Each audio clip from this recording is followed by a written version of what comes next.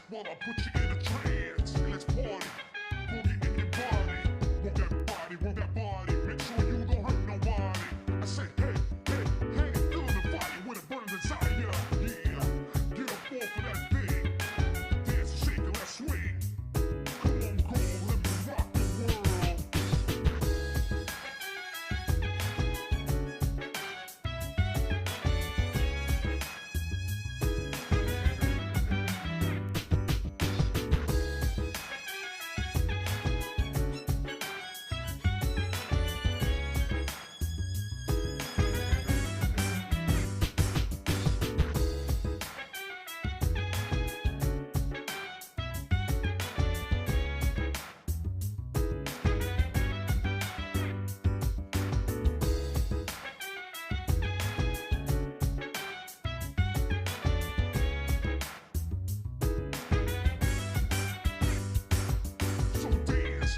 While I put you in a trance, and let's party. Boogie in your body. Work that body. Make sure you don't hurt nobody. I say, hey, feel the fire with a burning desire. Yeah, get up off of that thing. Dance and shake and let's swing. Come on, go, let me rock the world.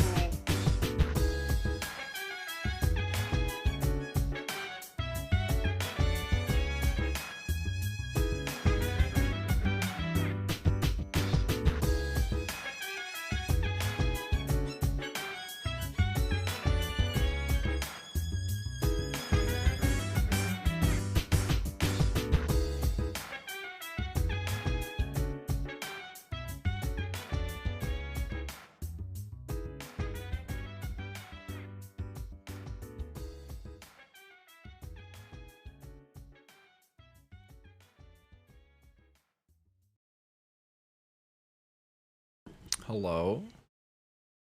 Hello. Ooh, we're gonna go over here. Hello. How's everyone doing today? We are going to be watching some Elden Ring lore videos from VatiVidya, the premier source of Elden Ring lore. So we're gonna swap over to that real quick. Ooh, that worked perfectly. So we're gonna just kind of watch these, hang out, and then we'll play some FF12. Alrighty. Our story doesn't begin in the lands between. It begins in the cosmos, far away, with an outer god called the Greater Will. There are a lot of outer gods mentioned in Elden Ring. You can think of these kind of like the Great Ones of Bloodborne. They're distant beings, they're all-powerful, and they're quite unknowable by design. But many of these outer gods want to make their presence felt in the world. The Greater Will, maybe most of all. To this end, it sent a golden star hurtling towards the lands between. The Elden Star's incantation tells us that this golden star was bearing a beast, an Elden beast. The Elden Remembrance calls it a vassal beast of the Greater Will. If you didn't know, a vassal is someone who holds land on behalf of their overlord. Obviously, this is fitting in this case, because the Elden Beast occupied the lands between on behalf of the Greater Will, and was a living incarnation of the concept of order. As such, this beast would later become the Elden Ring. The Elden Ring itself is made up of runes of power. some great, some small, that together represent a sort of logic for the world to follow. Thus, the Elden Ring represents order. The true nature of this order is a subject of constant debate and research undergone by fundamentalists. But two of the key fundamentals are the laws of causality and regression. You can think of the law of causality as cause and effect, where actions have consequences, and those consequences are new causes that branch out into infinity. These are the relationships between things. Then there's the law of regression that states that all things eternally yearn to converge and return to their roots. Fittingly, then, the Elden Ring is housed within the Erd Tree, which towers over the lands between. But it's very important to stress that life in the lands between did not begin with the Erd Tree, the Elden Ring, or the Elden Beast. No, the lands between were occupied well before the Greater Will came. There were other beings here. There were other factions here. There were other gods here. And there was even another great tree here before the Erd Tree. And this is where a huge twist regarding the Erd Tree comes in. So, there are incantations in the game called aspects of the Crucible. According to their descriptions, these are manifestations of the Erd Tree's primal vital energies. And I quote, "They are an aspect of the primordial crucible where all life was once blended together." But how could all life be blended together in the Erd Tree if the Erd Tree appeared after life existed? Well, there can only be one answer, right? That the Erd Tree is a parasite, and it took over a tree that existed here before. This ancient tree was called the Great Tree. So the Great Tree was almost certainly the location of this primordial crucible, and it must have been a very powerful primordial force for the Greater Will to have commandeered. It might even be the reason the lands between is important to the Greater Will in the first place. It also explains why spells and enemies related to the Great Tree's crucible would eventually be looked down upon. For example, the Knot Talisman is fashioned from a knotted vestige of the crucible, and it was considered a signifier of the divine in ancient times, but is now increasingly disdained as an impurity as civilization has advanced. Enemies related to the crucible are the Omen, the Misbegotten, and the Crucible Knights, and all three of them would be shunned, enslaved, or imprisoned. Those who speak for the Erd Tree don't want you to know its roots, so to speak. According to the spell Protection of the Erd Tree, in the beginning everything was in opposition to the Erd Tree, but through countless victories in war, it became the embodiment of order. In Marika's own words, the Erd Tree governs all. The choice is thine. Become one with the order, or divest thyself of it, to wallow at the fringes, a powerless upstart. But the Greater Will needed more than a big tree. It needed loyal agents in the lands between. To this end, it has the Two Fingers, who are its envoys. The Two Fingers heirloom has a weird picture of them, but it reads, "Of course, fingers cannot speak, yet these are eloquent. Persistently they wriggle, spelling out mysteries in the air. Thus did we gain the words of our faith." These words are interpreted by the finger readers. These are the undying old crones that you would have found throughout the lands between. They pass down the wisdom of the Two Fingers, or at least they used to. Your fingers, please, your fingers. I can read them. Most of them appear to have lost their purpose, and they're desperate to read your fingers and tell you annoying riddles, since their two fingers are likely dead. And yes, of course, there are multiple sets of Two Fingers. You would have found their corpses on the tops of the divine towers. Atop these towers, you loot the fingers in order to activate the true power of a great rune. Specifically though, you are giving benediction back to your great rune. You're taking a blessing back from the two dead fingers, essentially. This is just one of many blessings that the Two Fingers can bestow, and my point is kind of that the Two Fingers clearly have more than just influence. They have real power on some level. The Greater Will needs these powerful envoys and agents because, while it's obviously incredibly powerful, it does seem limited by a few things. First is space. The Greater Will didn't come to the lands between itself, it sent an Elden Beast to do its bidding instead. Second is time. There is a moment later in the game where your pair of two fingers go still because they're forced to commune with the greater will for guidance. When they are finished, the fingers will again offer their guidance. But thousands, if not tens of thousands, of moons must first pass. No matter for me. But you, how will you ever manage the wait? So the greater will needs a physical manifestation of order. It needs envoys to convey its will, but what it also needs is a god. Introducing Marika the Eternal. I have this utterly enormous mind map of Elden Ring's lore, and there's a reason she's at the center. She's essentially the equivalent of Gwyn from Dark Souls, except unlike Gwyn, Marika didn't just crawl out of the dark and find power. To an extent, it seems like she earned it. We don't know much about her origins, except that she is of the Numen race, which is actually an origin that you can choose in the character selection screen. Numen come from outside the lands between, and are supposed descendants of denizens of another world, long-lived but seldom born.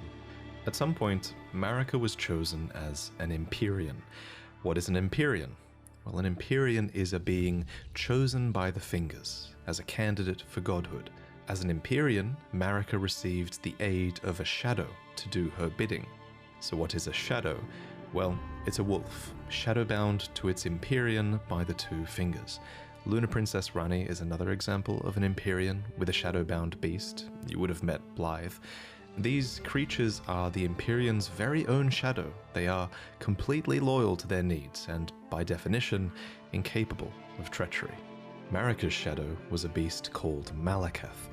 Every Empyrean uses their shadow in different ways, but Marika's sole need of her shadow was as a vessel to lock away destined death. So what is destined death? Well, according to Enya, it's the rune of death. The rune of death goes by two names. The other is destined death. We mentioned earlier that the Elden Ring is made up of runes, and at some point, maybe when she was chosen as a god, Marika plucked the rune of death from the Elden Ring. She gave the rune of death to Malakath, her totally loyal shadow, who bore a black blade imbued with this rune. It's kind of genius, really. In a single act, she removed the concept of death from the lands between, while also commanding total control of death through her shadow, who could deliver it at her whim. Now, some of you might be asking, if death is removed from the lands between, how come I can kill this dog? First off, shame on you. Second, from a lore point of view, that dog isn't really dead. It's simply in the process of its spirit, or its soul, returning to the Erd Tree. Catacomb dungeons, for example, are specifically constructed near the roots of the Great Tree for this reason, so that the Erd Tree can reabsorb their ashes back into it. This process replaced the concept of a death that you were destined to have, but this random spirit outside of a catacomb dungeon says it best.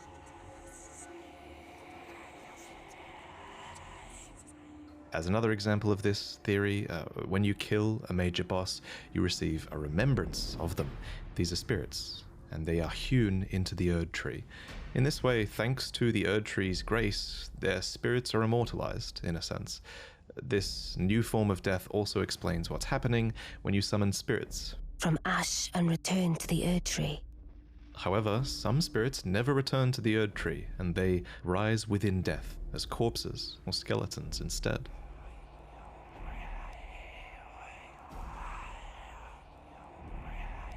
So this was the new order, and it's important to stress that it was in this moment, when the rune of death was removed, when destined death was taken, this is when order became the Golden Order.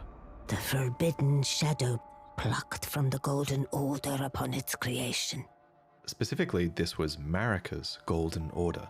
So not only did she become a god and a vessel for the Elden Ring, she became renowned as Marika the Eternal for her removal of destined death.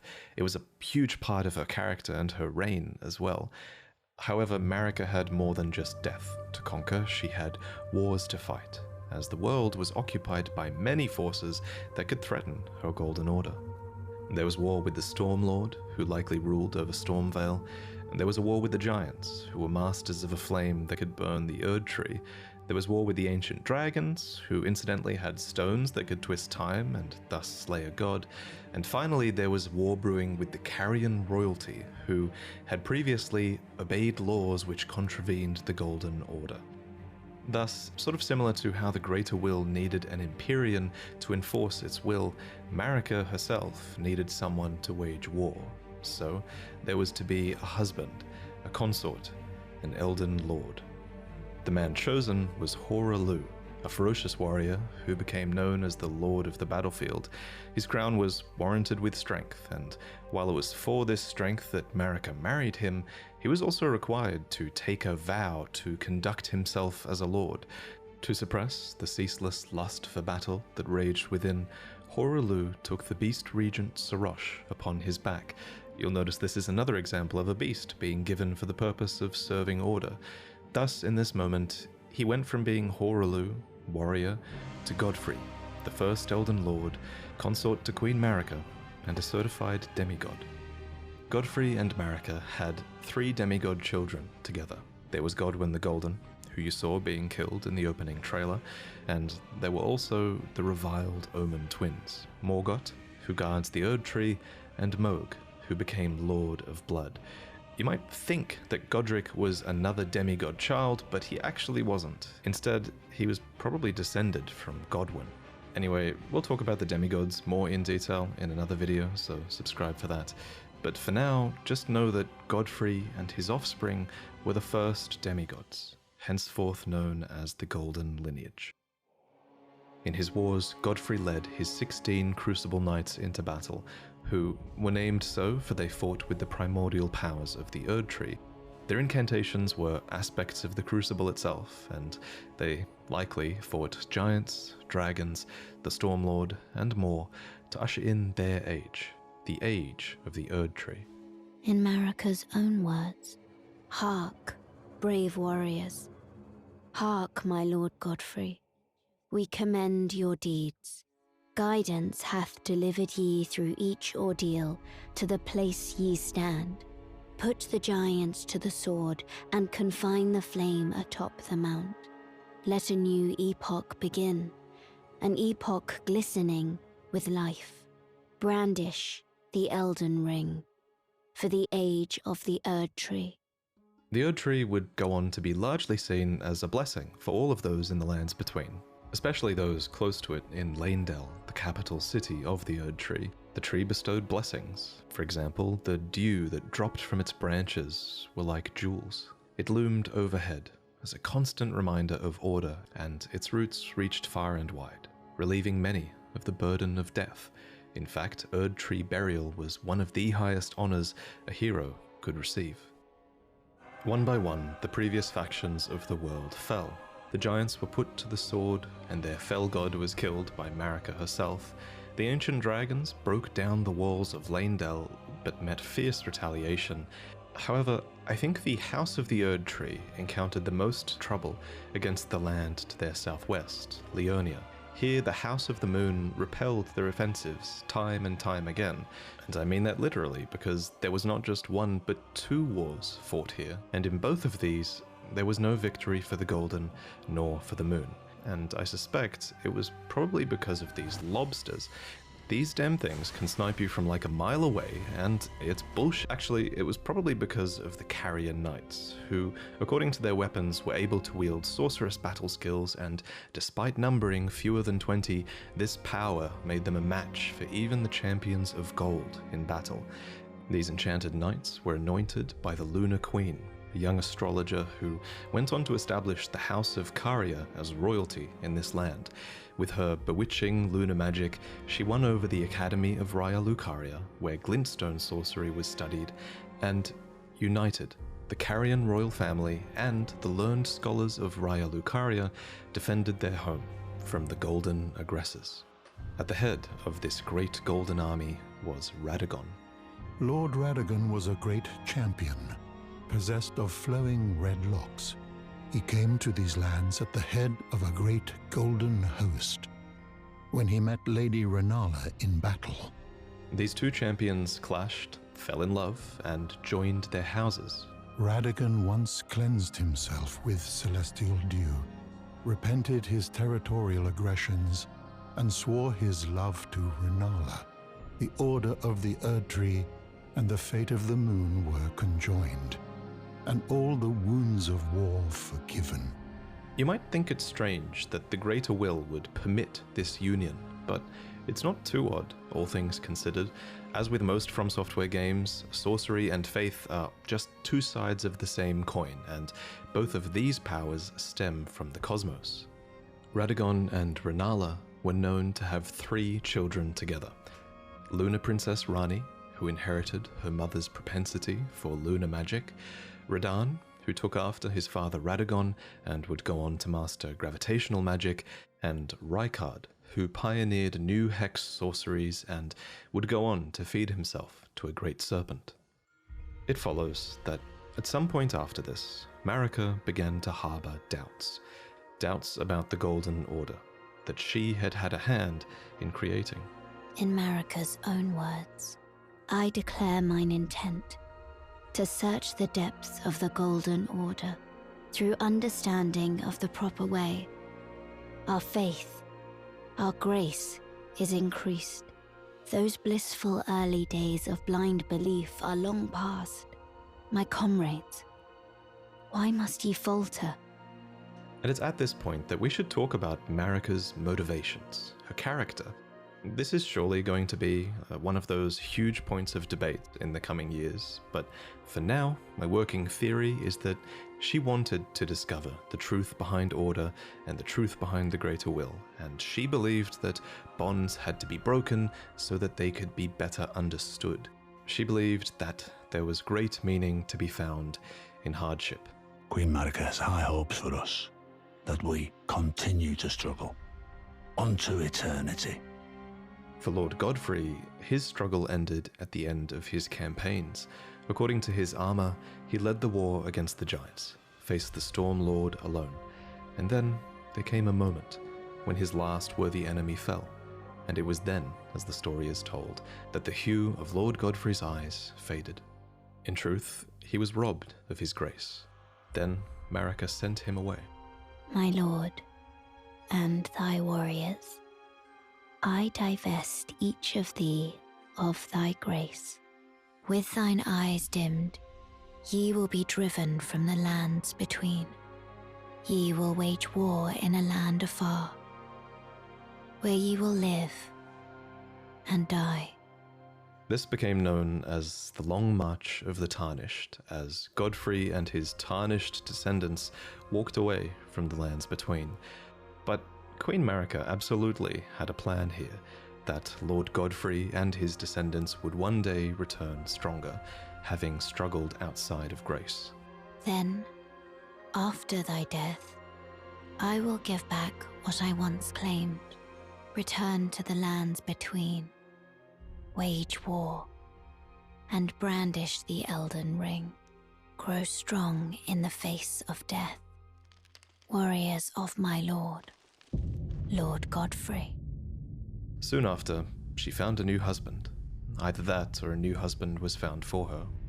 When Godfrey, first Elden Lord, was hounded from the lands between, Radagon left Renala to return to the Erdtree capital, becoming Queen Marika's second husband and king consort, taking the title of Second Elden Lord. The mystery endures to this day as to why Lord Radagon would cast Lady Renala aside, and moreover, why a mere champion would be chosen for the seat of Elden Lord. Whatever the case, as a part of this union, Radagon's prior 3 children with Renala became demigod stepchildren, granted grace thanks to their new family tree. Renala was broken by this, and so was her country, Leonia. The Queen's set reads, when Renala, head of both the Academy of Raya Lucaria and the Carian royal family, lost her husband Radagon, her heart went along with him, and then those at the Academy realized that Renala was no champion after all. In the wake of Radagon's betrayal, and Renala's poor judgment, Leonia struggled with civil war, with the Academy of Raya Lucaria on one side and the Carrion Royals on the other. And it's here, during the age of the Erd Tree, that Lunar Princess Rani, daughter of Renala and Radagon, stole a fragment of the Rune of Death. It happened during the golden age of the Erd Tree, long before the shattering of the Elden Ring. Someone stole a fragment of the Rune of Death from Malekith, the Black Blade. As mentioned previously, Malekith was Marika's shadow, and he had sealed destined death in a black blade. Then a fragment, only a fragment, of this Rune of Death was stolen. And once this happened, Malekith went a step further in protecting destined death. He bound the blade within his own flesh, such that none might rob death ever again. It was too late, however. This fragment of the Rune of Death was used immediately, that night, to kill a demigod, Marika's own son, Godwyn the Golden. That was the first recorded death of a demigod in all history, and it became the catalyst. Soon, the Elden Ring was smashed, and thus sprang forth the war known as the Shattering. Now, there is a lot of really credible evidence that Marika was behind this plot to have a fragment of the Rune of Death stolen. There's also a ton of evidence that Marika is behind the entirety of your tarnished quest, but we'll talk about that in another video. For now, all you really need to know, in terms of the timeline at least, is this. After the marriage of Marika and Radagon, and after a fragment of the Rune of Death was stolen, Marika went on to shatter the Elden Ring, and Radagon attempted to repair it, to no avail. The Elden Ring had been broken into runes, some great and some small. You know, it's said that Lord Radagon harbored a secret. A famed sculptor of the Erd Tree capital was once summoned to render Lord Radagon's likeness in giant stature, when he glimpsed the skeleton in Radagon's closet. And as such, it's said the great statue harbors his secret too. Of course, the huge twist in Elden Ring is that Radagon is Marika, or depending on what you believe, he became her, for she knew it was going to happen. In Marika's own words, O Radagon, leal hound of the Golden Order, thou art yet to become me. Thou art yet to become a god. Let us be shattered, both. Mine other self. You can tell when From Software is keeping something a little bit open-ended, and of everything in Elden Ring's lore, this will also go on to be one of the biggest unknowns as we move forward. For example, the wording, thou art yet to become me, reinforces that Marika and Radagon were two separate entities before the Shattering. However, in contrast, there is also evidence that Radagon was always part of Marika. For example, Enya says that The demigods are each and all the direct offspring of Queen Marika. but how can this be if Radagon married Renala and had those demigod children? The only way that makes sense is if Radagon was always Marika and he just went over there to seduce Renala long ago. I'll present more concrete theories in the future, but on this matter, the most important thing is, what do you think? While you can figure out a ton of Elden Ring's story, not all of it is open to interpretation. Certain things are, and this is one of them. And your interpretation is a big part of what makes this story special.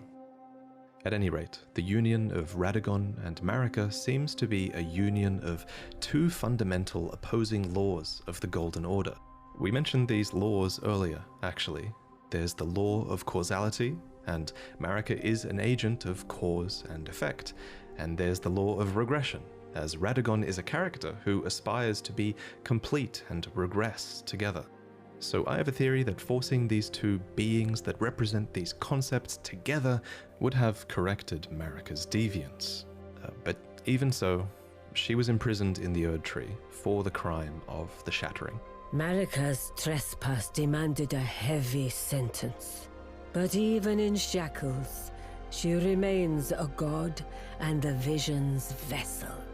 The conjoined Radagon and Marika even had two demigod children of their own, Miquella and Millennia. These two children were born afflicted. Miquella was cursed with eternal. So is it just like asexual reproduction, or not asexual? What is it with when you reproduce with just yourself? Not asexual.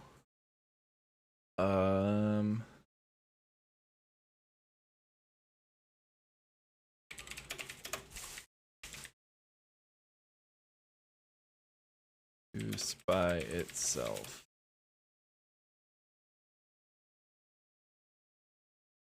Yeah, asexual reproduction.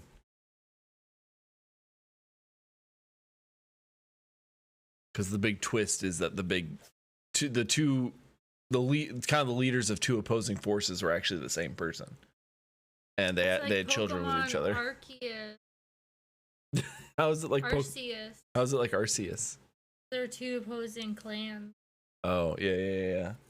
It's like the leader was the same person, but then had kids with themselves. The kind of like asexual reproduction. It was two different people. In a way, it was two different people. Like it was two different. They're kind of leading you. It's like no. Childhood, and millennia harbored a horrific rot within. Even so, these two children were both chosen as Empyreans.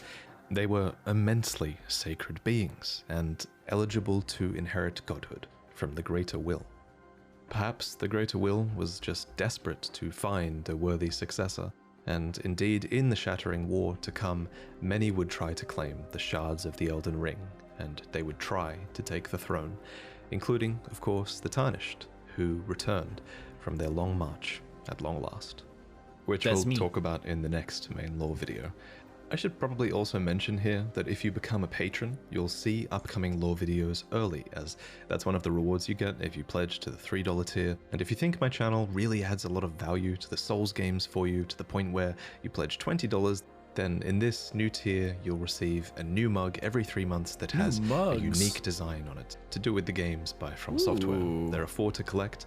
The first one you'll get is inspired by Dark Souls, then Elden Ring, then Sekiro, and finally Bloodborne. And they all have fantastic art that I worked on with an amazing artist named Chu. But anyway, I figured this is the right place to end this video because the information here is going to be overwhelming. I bet it probably was too overwhelming, you know? It took me ages to commit these names and the relationships they had with other characters to memory, so I hope you guys are doing alright. One thing that helped me a lot was that we designed an enormous mind map with pretty much all of Elden Ring's lore, all of its item descriptions, all of its dialogues, all of the relationships between characters that we can think of. We added all of this together and it helped a ton in learning about the story and visualizing it all. And one day I will make this asset available to you all because I think after doing it, I think this is the quintessential way to piece together the story, and I think giving you guys this asset eventually will make that accessible for people, so I'm really excited about that. I want to thank Absa and Zard for accepting the paid task of helping me put all the raw data into this mind map so that I could better understand everything. I want to thank Paragod for fulfilling all of my footage requests and creating so many cinematic scenes for this video and for you all to enjoy. And I last of all want to thank John Devlin for the incredible thumbnail. And of course, thank you for watching. There are some really exciting things ahead, and I actually believe this might be the best story that From Software have ever put together. I just think not only are there so many amazing item descriptions, but so many of them are impactful. There are so many moments where you piece together the story and have like a eureka moment, and it's the demigod lore. But now I'm gonna go and play the game a little bit because I've been editing this video for too long. So, see you next time. It's cool to finally get like the bits and pieces of story that I've heard like strung together like that. That was really good. Obviously, go check out Vati. They've been doing Soulsborne lore for like probably almost like 10 years now. They're really good, and it helps understand these stories a lot easier. Hopefully, we get that like mind map eventually one day. But next, we're gonna learn about the demigods. All right. The demigods are each and all the direct offspring of Queen Marika. There was Godwyn, Morgoth, Mohg, Radahn, Rykard, Rani, Mikola, and Melania, Blade of Mikola. Melania, Blade of Mikola. Melania, Blade of Mikola. And Melania. Not again. All of these demigods had fallen from grace by the time the shattering occurred. But in this video, I want to mostly talk about the origins of these characters, who these demigods were before the fall. And some of these demigods fell a long way indeed.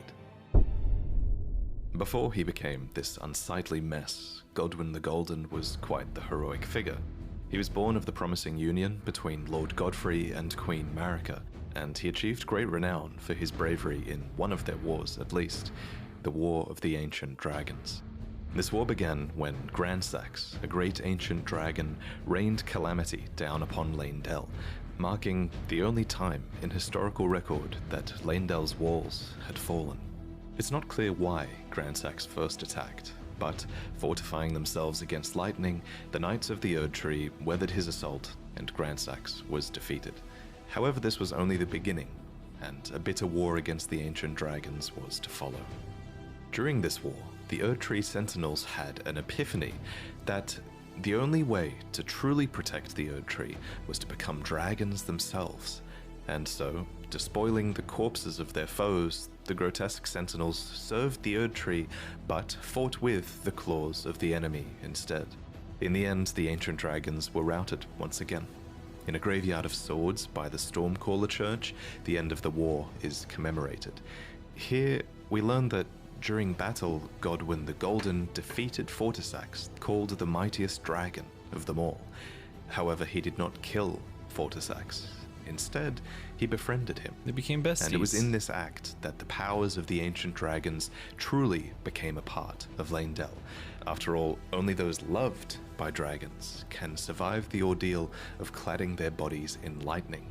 So, from an unlikely friendship, an ancient dragon cult was born in the capital city, and the Knights of Leyndell learned to worship the dragons and wield their lightning. Lanciax, sister of Fortisax, even took human form to better commune with the knights. It was officially decided that the worship of the ancient dragons did not conflict with belief in the Erdtree, and it was all thanks to Godwyn, commander of the dragon's golden lightning, and a true child of the golden lineage. But now, let's talk about Morgott and Mohg, the Omen twins, who were also born of Godfrey and Marika's golden lineage. First, what is an omen? Well, to put it simply, an omen is an accursed child, seen as impure, as they are born with horns on the body and face. When this happens, the correct thing to do, culturally at least, is to cut off the horns of the omen, an act which usually causes them to perish. It's pretty messed up, but some omen do survive this process, and some omen are even given a cleaver, crafted specifically for them and awarded as a tool of war, although these weapons are bestowed with a readiness to take them away. And they're the worst fucking enemies in the game. An Erdtree camp upon the Altus Plateau. Before you fight it, you might have noticed another omen nearby, writhing in its sleep. It's said that omens see evil spirits in their nightmares, and I think this omen is dreaming, haunted by the vengeful spirits of its accursed kin. This brings us to the Omen Killers, who are horrifying butchers of twisted conscience. They wear these horned masks that make a mockery of the Omen's nightmares, and these butchers hunt the Omen and amputate their horns. The first Omen Killer was named Rollo, a famous perfumer who had to imbibe a physic to rid himself of emotion so that he could better perform his tasks. Remember, it seems many Omen have their horns excised when they're very young. That's definitely disturbing enough to warrant an emotion-killing physic in my book. However, if the Omen is born of royalty, then their horns are not cut off, but the Omen is kept underground, unbeknownst to anyone, and imprisoned for eternity. By way of example, you would have seen all kinds of Omen confined to the sewers beneath Leyndell. But why are Omen considered to be accursed in the first place? Some of them are clearly intelligent, so what's inherently wrong with being born with horns and great strength?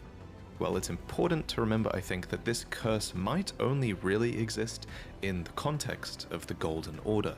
After all, those afflicted with omen horns are not able to return to the Erd Tree for rebirth, and are said to be born outside of its grace. But why does the Golden Order disavow the omen, then? Well, it's hard to say for sure, but my working theory is that it's to do with the Crucible. According to this ancient incantation, horns were once an aspect of the Erd Tree's primordial crucible, where all life was once blended together. And with the exception of a couple of Crucible nights in and around Leyndell, we know that the Golden Order has started to distance itself from... I gotta say, these videos are so well shot. For a game that, like, I don't know if they're using like a mod or something, but like all of VaatiVidya's videos are always have this like very cinematic quality to them. They do an excellent job. Like, I don't know, it's great. From most things that touch upon the Crucible. While things like horns, knots, feathers, and scales once grew on the human body and were considered signifiers of the divine, now they are disdained as impurities, as civilization has It's a modded advanced. camera, that's what I figured. We learned this from the knot, scale, and feather talismans, all of which are guarded by omen, or dropped by omen killers, no less. Unfortunately for the Order of the Erd Tree, these once divine impurities seem to crop up in some births, whether they like it or not. Almost like it's a genetic trait, as if it touches upon the Crucible at the root of the Erd Tree. And so you have to ask, is it really a curse to be born as a graceless omen? Well, as with most curses in these games, I think that depends on your perspective. In any case, Mohg and Morgoth were omen royalty, and thus they were born into a wretched mire far below the earth, horns and all. Here they were kept under the strictest confinement. Each of them were bound with charmed shackles that were covered in roots or thorns and bathed in golden magic. It seems very few people were supposed to know that they even existed. Morgoth, for his part, renounced and despised his accursed omen blood, but his brother Mohg embraced it. Deep underground, Mohg stood before an outer god, a being called the Formless Mother, who craves wounds, a being capable of bestowing power upon accursed blood. In this moment, Mohg's accursed blood erupted with fire, and he became besotted with the defilement that he was born into. Here, deep below the earth, he would go on to build a dynasty of blood in reverence of a mother, something it seems he never truly had. As for Morgoth, he was born into the same accursed fate as his twin brother, but despite not being blessed with grace, he loved the Erd Tree all the same, and even took it upon himself to crawl out of the sewers and become the Erd Tree's protector when the Erd Tree needed him most. In the end, he rightfully became the Omen King and Lord of Leyndell. Omen or not, he was, after all, born of Godfrey and Marika's golden lineage. Of course, the marriage between Godfrey and Marika would be ended, and before long, Marika remarried with another man, a champion named Radagon, who Marika calls her other half. He became second Elden Lord and the king consort, but he also brought with him 3 children from a previous marriage that he had had with a Carian queen named Rennala. These children were Ranni, Rykard, and Radahn, and they all became blended family here. Children after Radagon's reunion with Queen Marika. Possessed of his father's flaming red hair, Radahn was fond of its heroic implications and considered himself to be born of a great champion. Yet he also looked up to another man, Godfrey, the first Elden Lord, Queen Marika's first husband and the Lord of the battlefield. But Radahn wasn't just the son of Radagon and an aspiring Lord of the battlefield, he was also the son of Rennala, who was head of the Academy of Raya Lucaria and Queen of Caria. So as a Carian royal, inclined towards sorcery, Radahn bent his will towards mastering gravitational magics. Rock sling, gravity well, collapsing stars. These techniques were taught to him in Celia, the town of sorcery, all so he would never have to abandon his beloved but scrawny steed. That said, before long, his powers would be put towards a more cosmic purpose than simply allowing him to deserved ride the his death own it horse. got. Radahn was taught gravitational carrying magic by that man for too Alabaster long. Lord, a member of a race of ancients with skin of stone who was said to have risen to life when a meteor struck long ago. And when his lessons were complete, Radahn uttered these chilling words. Thank you for your tutelage. For now, I can challenge the stars. And of course, he did conquer the stars, and the very constellations would be halted by his strength. But of course, you kind of have to ask, why? Why was it necessary to conquer the stars in the first place? Well, I have a couple of theories. Theory one is that it was done in self-defense. After all, according to the sword gravestone, Radahn was protecting Celia. What's more... No. In fact, this is actually from Software's memorial to Kentamura from Berserk. Obviously, you could tell because it's Guts' sword. So this is their memorial to him. It is nothing else part of the lore. I will show you the 60 fucking TikToks I've seen. Guts reference.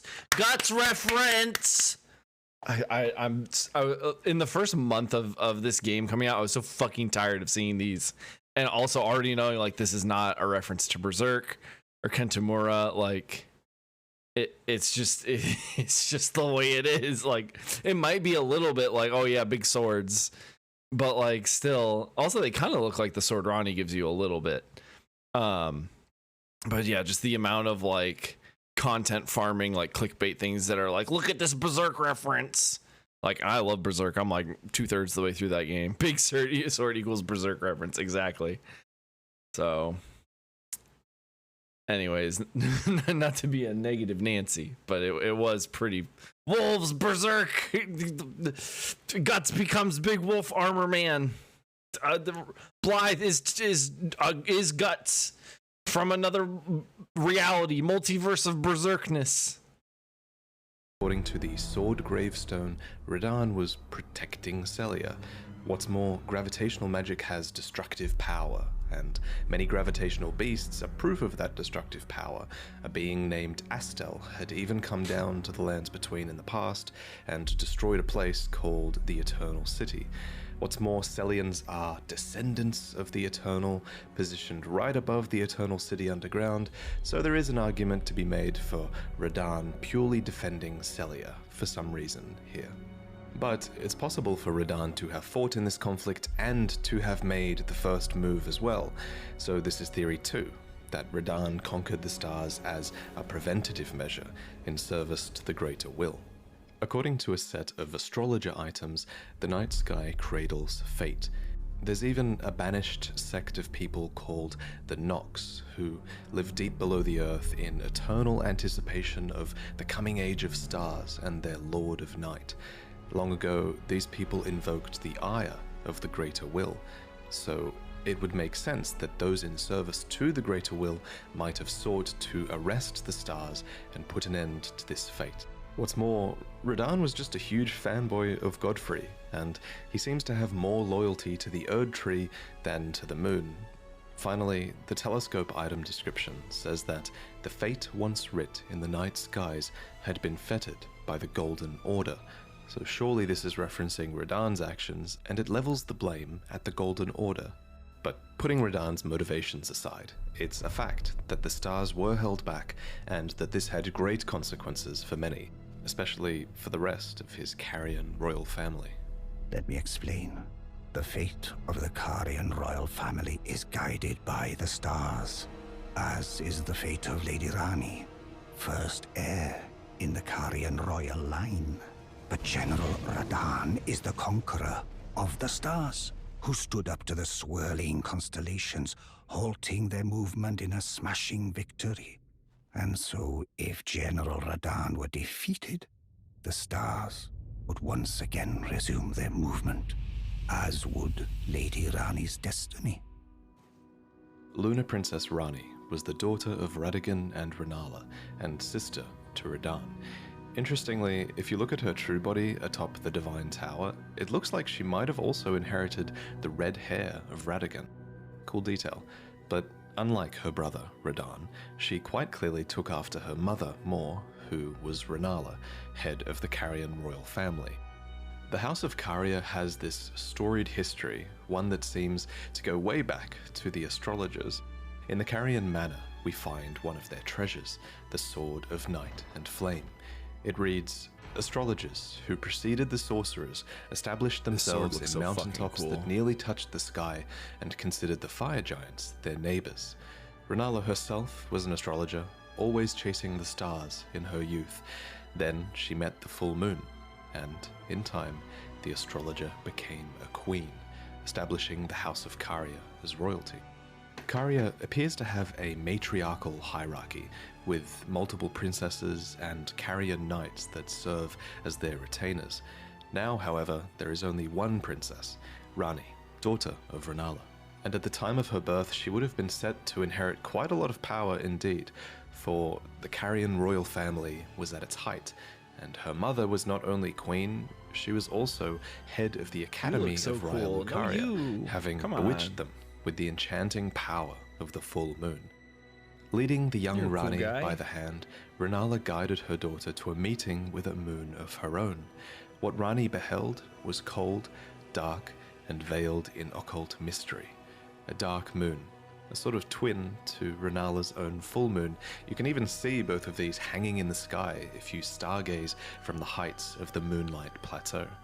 Another who guided Rani was a character called the Snowy Crone, who the young Rani encountered deep in the woods. When you look at Rani, it's actually the likeness of this snow witch that you're seeing, as the doll that now houses Rani's soul was modeled after her, probably as a sign of respect. Clearly Rani looked up to this mysterious woman. She became Rani's secret mentor, and so many people would continue to simp from that day forward. For eternity, we shall simp for the Snow Crone doll.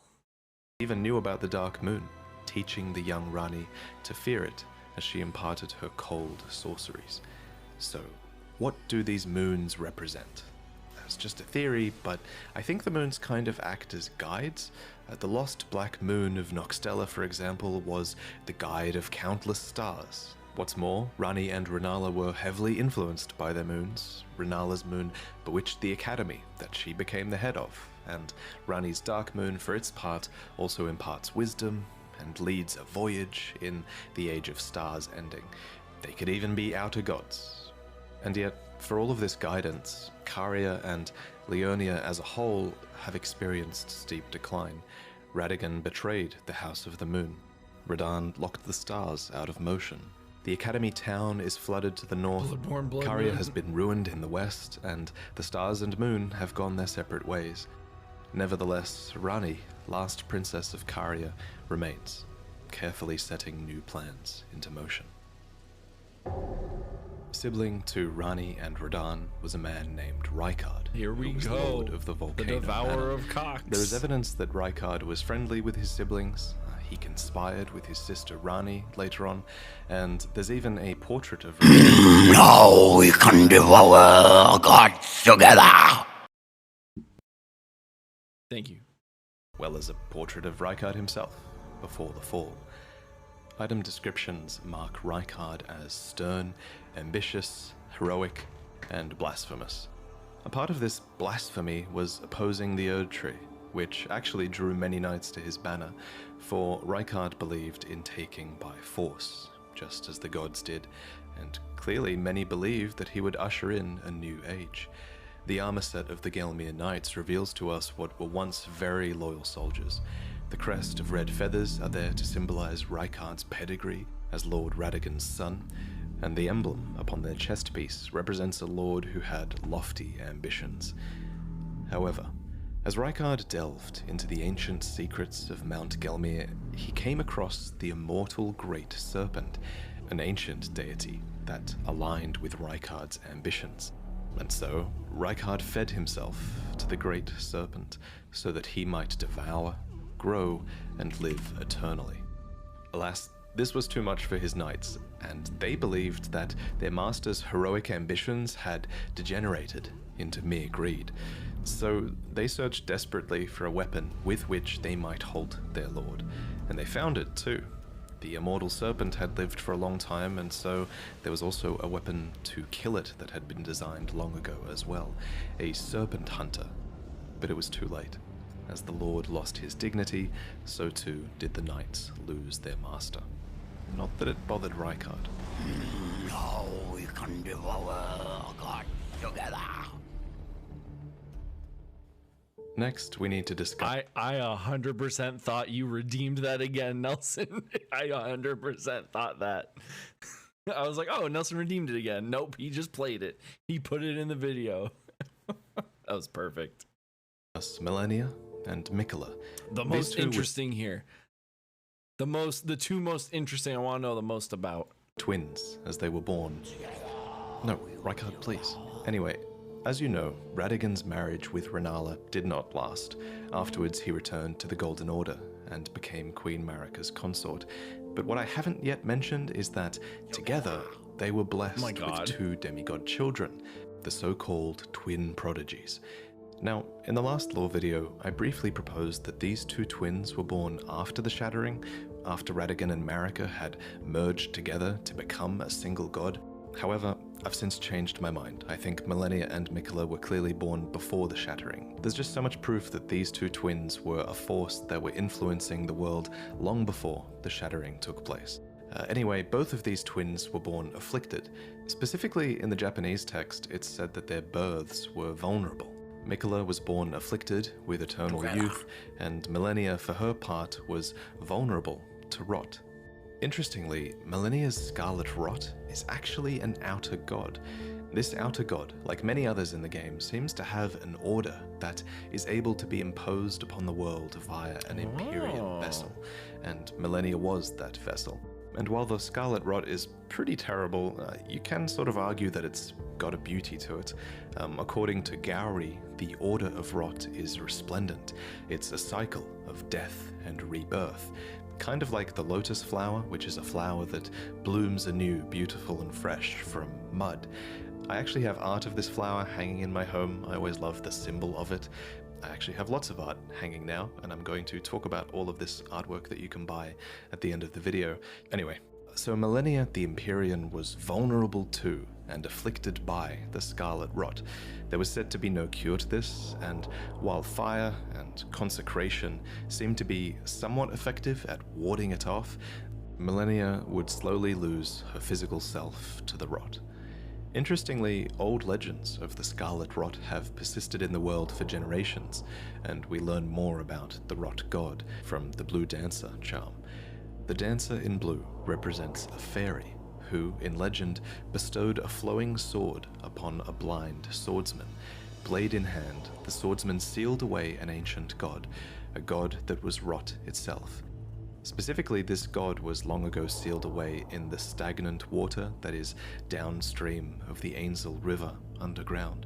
And wherever rot appears, the kindred of rot appear as well. These are pests and servants of the rot. And now, in the current age, these are servants that have been forsaken by Millennia, who is their new goddess. So, this blind swordsman with the flowing curved sword actually went on to become Millennia's mentor. So technically it's him that we have to blame for this goddamn attack. The prosthesis wearer heirloom tells us more. A talisman engraved with a scene from a heroic tale. Though born into the accursed rot, when the young girl encountered her mentor and his flowing blade, she gained wings of unparalleled strength. Millennia's ridiculous attack is called the Waterfowl Dance, and aesthetically it makes sense that, flowing waters would counter the effects of rot. For just as still waters turn foul, stagnation turns to decay. Thus, warriors must remain ever drifting. And indeed, Millennia does resist the call of the rot. There's a lot of evidence that she's not really a willing vessel, but through sheer will and sense of self, she resists the rot, and only when she is truly pressed in battle will she abandon this will and bloom into the goddess within. Millennia's first bloom was during her fight against Radahn, and releasing her scarlet rot was a last-ditch effort that would forever taint the land of Caelid and cripple Radahn. So whatever she was fighting for in this fight against Radahn, somehow it was worth this terrible act. In general terms at least, it's clear that Millennia was fighting for her brother. Apart from the times where she relapses into being the goddess of rot, she is known as the Blade of Mikola. She actually goes to great lengths to tell you this. This is also a Berserk reference because a Berserk man can also, he loses control as well. So Sword, losing control of oneself in anger to a dark god, and Blades.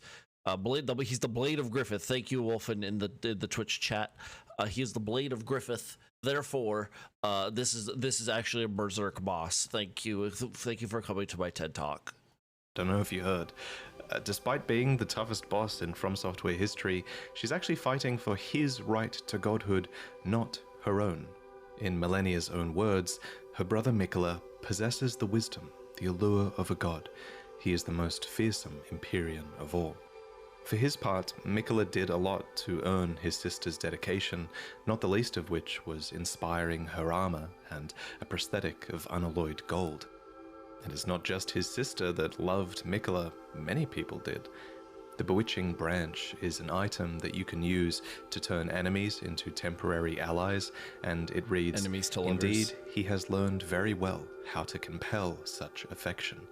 For his father Radagon, Miquella fashioned and gifted to him a fundamentalist incantation called Triple Rings of Light. Radagon then returns the favor, gifting back an incantation called Radagon's Rings of Light. These interactions show some of Miquella's positive connections with his father and also Golden Order fundamentalism. And yet, the young Miquella abandoned fundamentalism, for it could do nothing to treat Millennia's accursed rot. This was the beginning of unalloyed gold. So, what is unalloyed gold? Well, an alloy is a composition of metals, so unalloyed gold is pure gold, essentially, with no external mixtures. This gold apparently can ward away the meddling of outer gods, and so Miquella bent a lot of his efforts towards creating an unalloyed gold needle. Specifically, this needle was crafted for his sister, to ward off the rot god and forestall the effects of the incurable rotting sickness. We see the bond between the siblings as well when we visit Miquella's Halig tree. We see a statue of a one-armed woman embracing a child, Miquella. In this place, we see the biggest example of Miquella's benevolence, the Halig tree, and the society that was built into the brace that supports it. This was a promised land, seen as a salvation to many who were shunned or persecuted, provided that they can actually find the path here, of course. And like many other Empyreans, Miquella seems to have had the will within them to create a new order, and his is an order that's somewhat modeled on the ones that came before it. The biggest thing is that the Halig tree is clearly inspired by the Erd tree. But the difference is that Miquella's Halig tree is said to be accepting of all, even those the Erd tree shuns. Miquella himself was once embedded inside of the Halig tree, and he watered it with his very own blood since it was a mere sapling.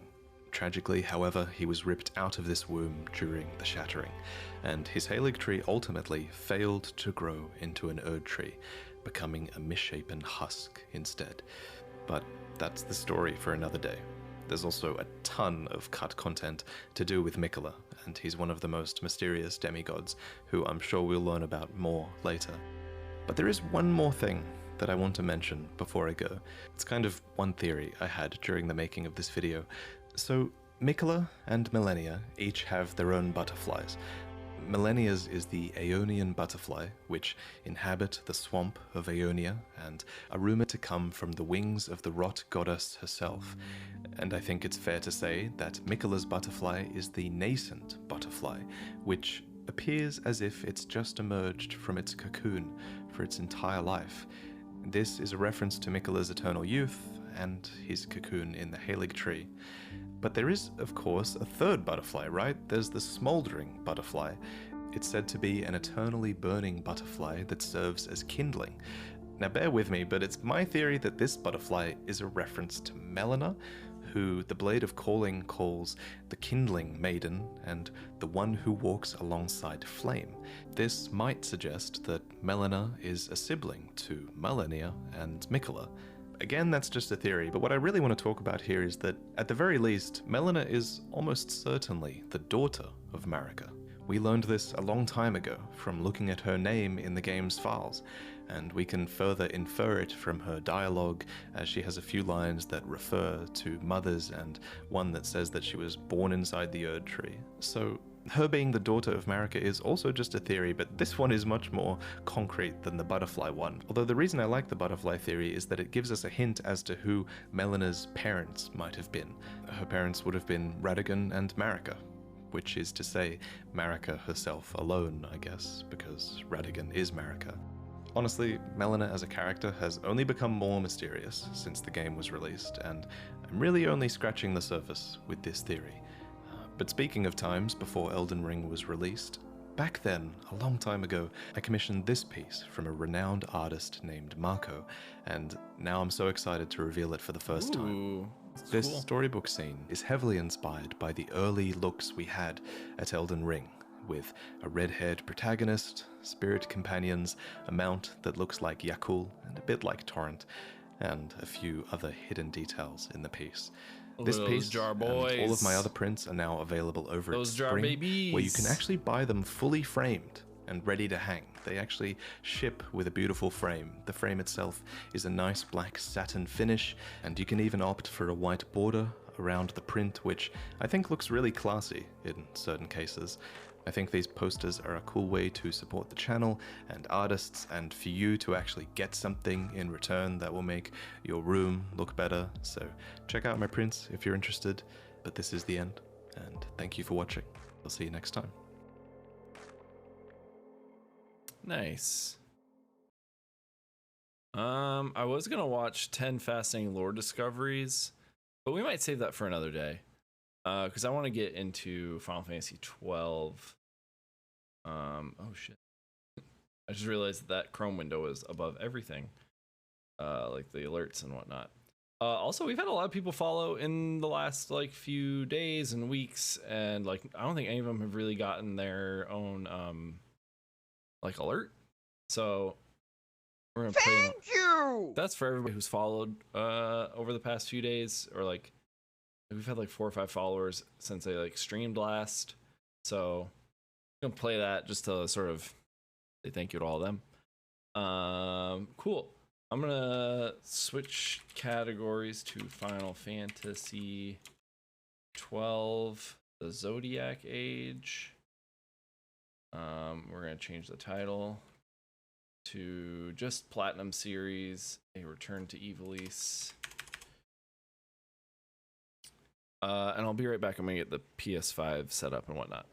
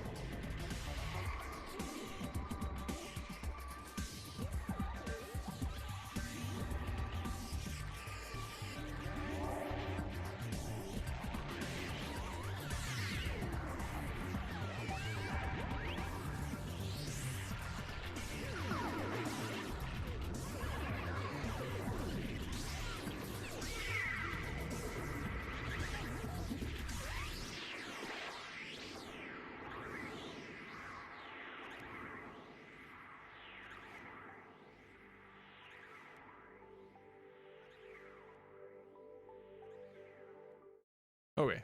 We're still waiting for the PS5 to come on and Elgato to pick it up. Oh, here we go. We're gonna move back over here. We're gonna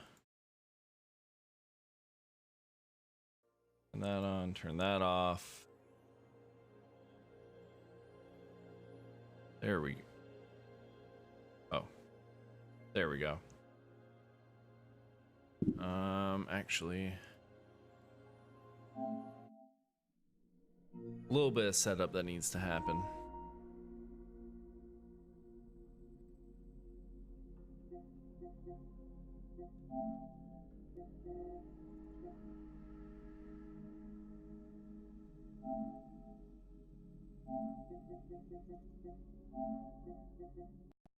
Yeah, turn it off, and for some reason the Elgato 4K does not pick up the HDR signal right away. There we go. I don't know if it really does much, but all right. There we go. So the first thing we need to do with Final Fantasy 12 is we gotta level up a bit and max out the license board. Hold on, I'm gonna pull up where we need to go.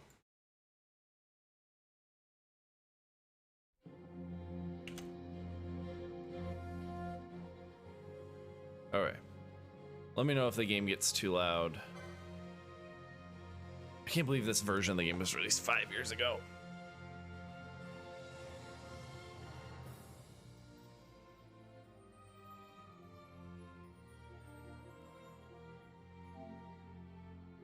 It's not that loud. Good, good, good. Oh, shit. Good deal. So there's not going to be really any like story spoilers or anything. This is all like side content stuff. Ah, my headphones fell.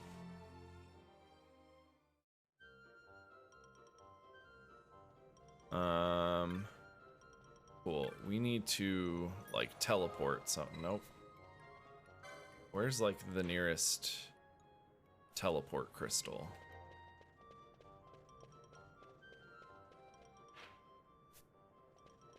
Oh wait, I like opened this game up the other day to like try to like figure out how to do everything again. Oh, there we go. There's the zoom button where we get to go fast. All right, we gotta go to the right. Basically, the first couple of trophies we're looking for are getting everybody to level 50 and getting like battle chains and stuff like that. Oh, we have 11 teleport crystals. This was annoying. The teleport crystal stuff was not fun. Not a good time. I'm gonna assume down here is okay. All right. So we need to go to, what's this place called?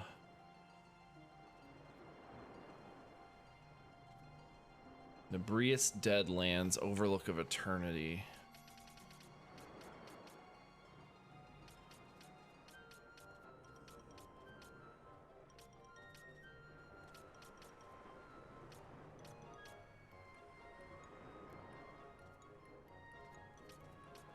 Albina Fortress, this one.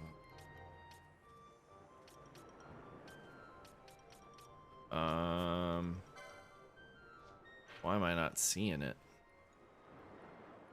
What do I want to go to like the big map.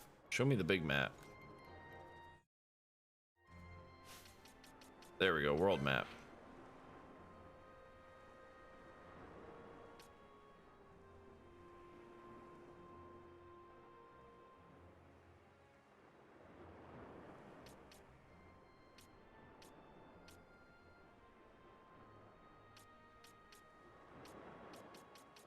I'm not seeing where this place is called.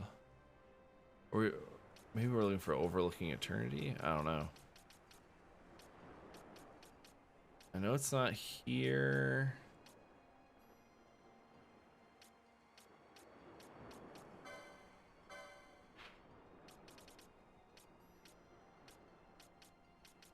Fields of Eternity.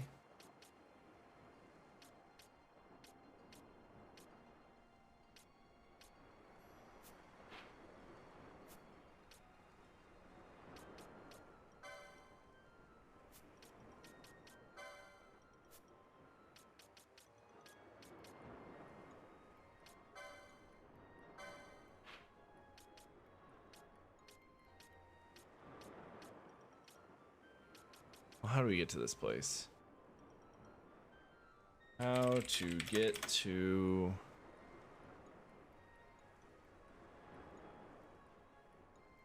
Nebrius Deadlands.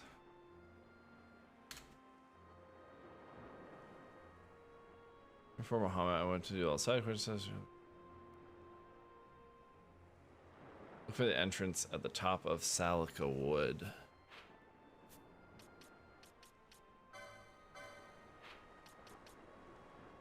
Oh, okay. We need to go to the Salica Wood teleportation stone.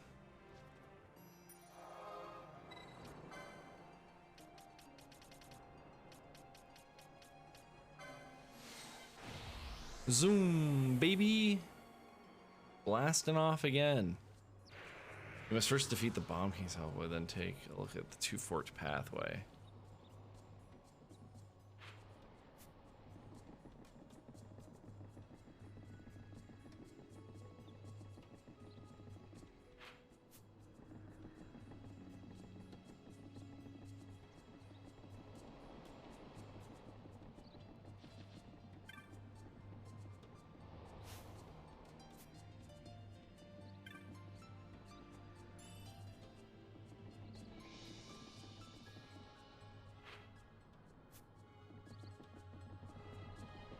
Oh yeah, we've got the zoom on, so we're moving at like 2 times speed, I think, or 4 times speed, something like that. Oh, okay. There he is. This is who we're fighting.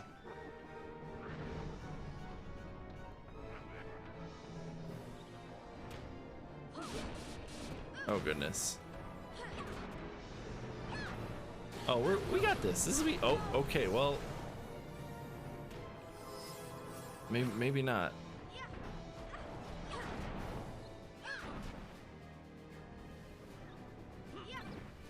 Oh, we got this. Easy. This guy's almost done. This guy's almost like dead.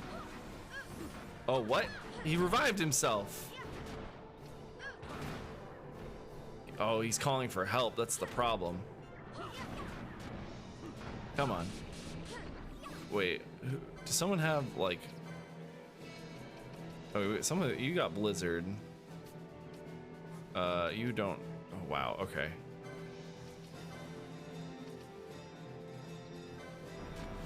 I think Handkerchief is the thing they're using to get rid of the oil.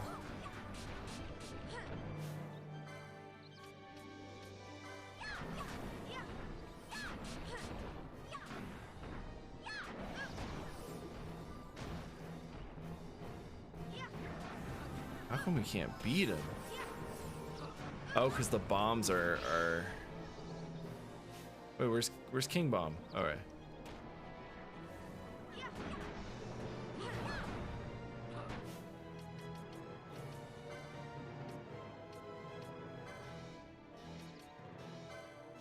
Oh, fuck up King Bomb.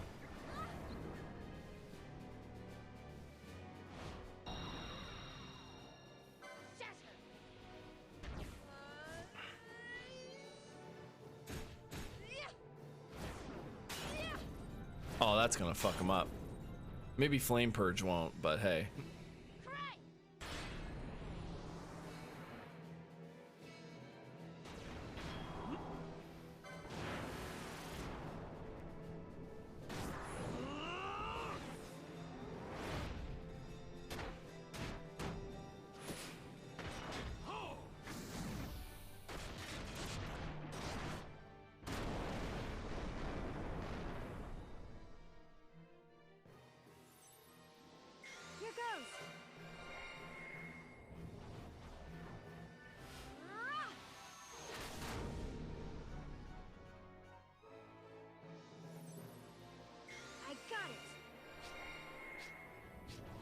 Oh shit. Okay, well, you can like shuffle to like keep doing them. So theoretically, you could do an infinite chain of these if you were fast enough.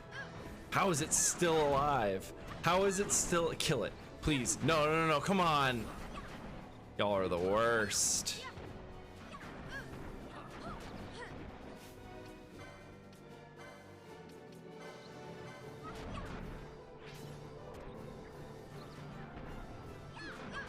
No, keep fighting King Bomb. How does? Oh my God! How do you kill this guy? Hold on. How do you kill King Bomb?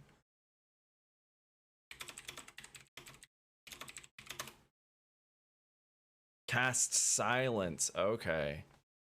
This does. Who's got silence?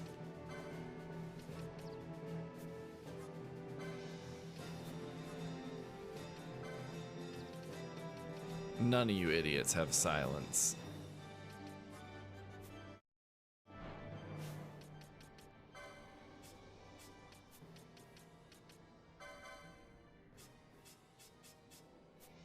How do I? Oh my God. All right, party.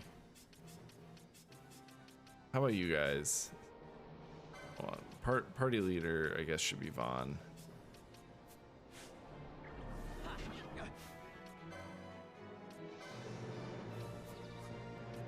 Oh, do they not have anything attached? Okay, well, you've got everything, ma'am. Wow, okay. How does no one have silence? How does no one have silence in this game? Remove. I need to put silence on this guy. Inflict snap.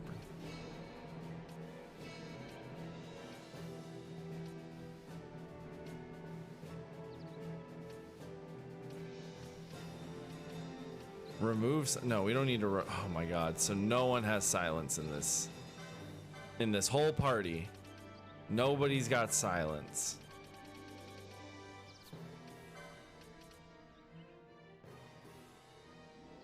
Maybe we could immobilize him.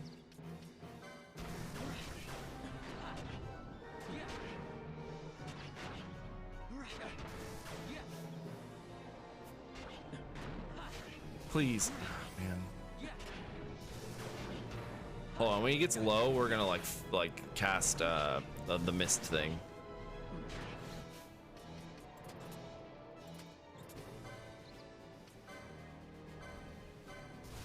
God damn it, Vaughn.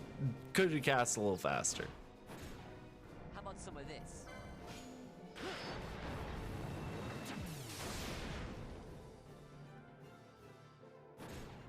How about some of this?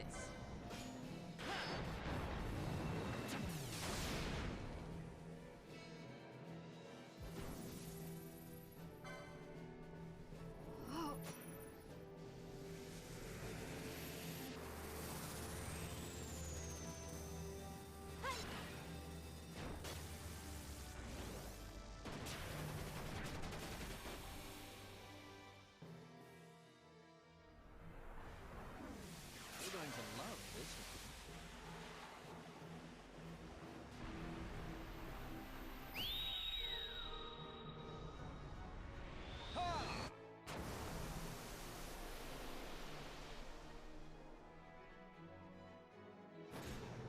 How about some of this? I swear, if this doesn't kill this man, this King Bomb. How about some of this? Well, I swear to God. Oh, we got a special. Oh, Inferno. That's gonna heal him. This game comes for me. This game. Yeah, see, it healed him. This fucking game.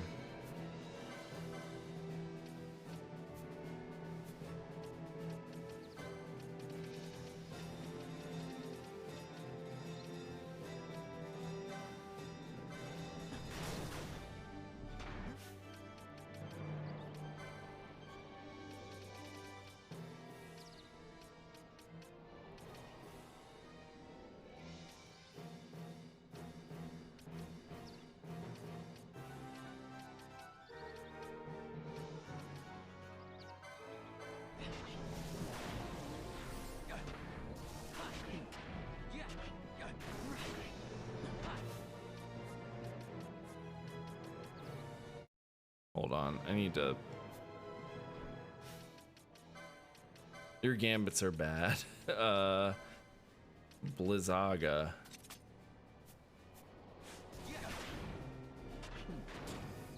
Oh please! God damn it! This is endless. This is endless.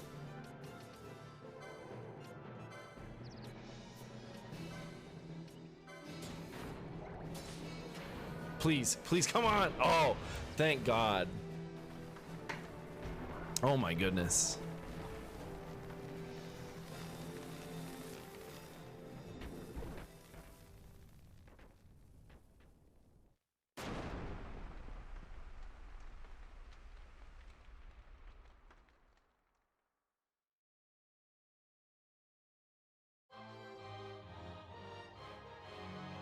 Hell yeah. We did it. I did it. Not these bozos. Me. That was me. I forget what my like prime party is. I know I wonder if it was Bosch, Ash, and Balthier was like my main party, and then Pinello, Fran, and Vaughn were my like sub party.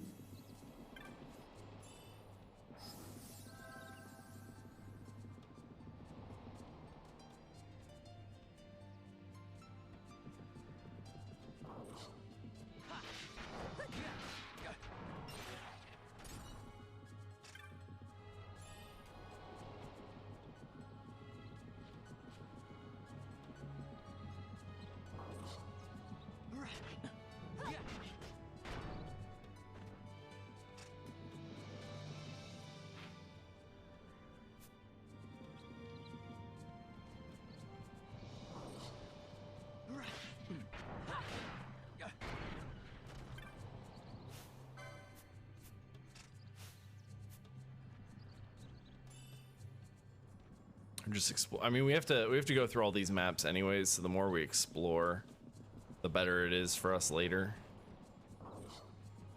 But this game really does just kind of play itself in a way, which is to me very funny and sometimes fun. Sometimes I don't want to fight. I'm just like, I'd just rather like vibe and chat. Oh, there's a chocobo.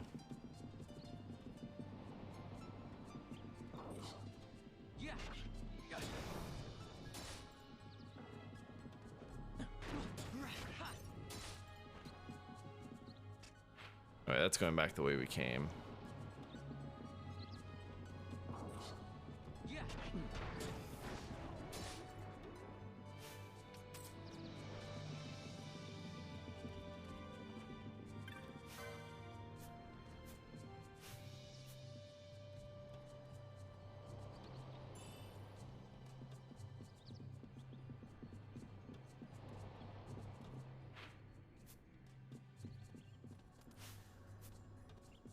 Also, fighting some of these monsters is probably better for us overall.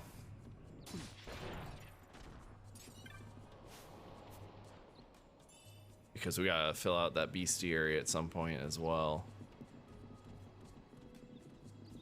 Oh, we can go back to you. Oh, those are bombs. Let's not step on the bombs, kids. Okay, well, we did it anyways. I think this is the area we need to get to. The Deadlands or whatever. Yeah, Nabrius Deadlands.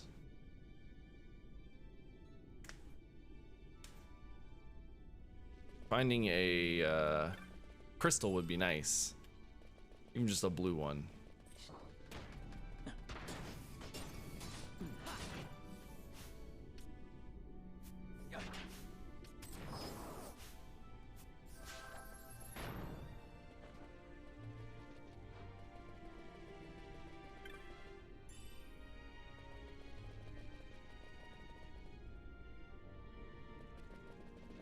there we go. Blue crystal. Perfect.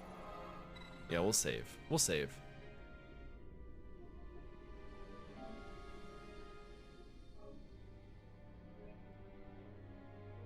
I used to really like the PS2 version of this game.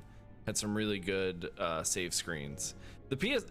As much as like the PS4 and the PS5, especially the PS4, the PS4 has some like, you know, it got a lot of good remasters from like the PS2 era, but one thing that it like killed was the like cool looking save screen. Like this is very like nice, very modern, whatever, but like hold on, I'm gonna pull up the FF12 save screen. Like the original FF12 save screen was pretty cool.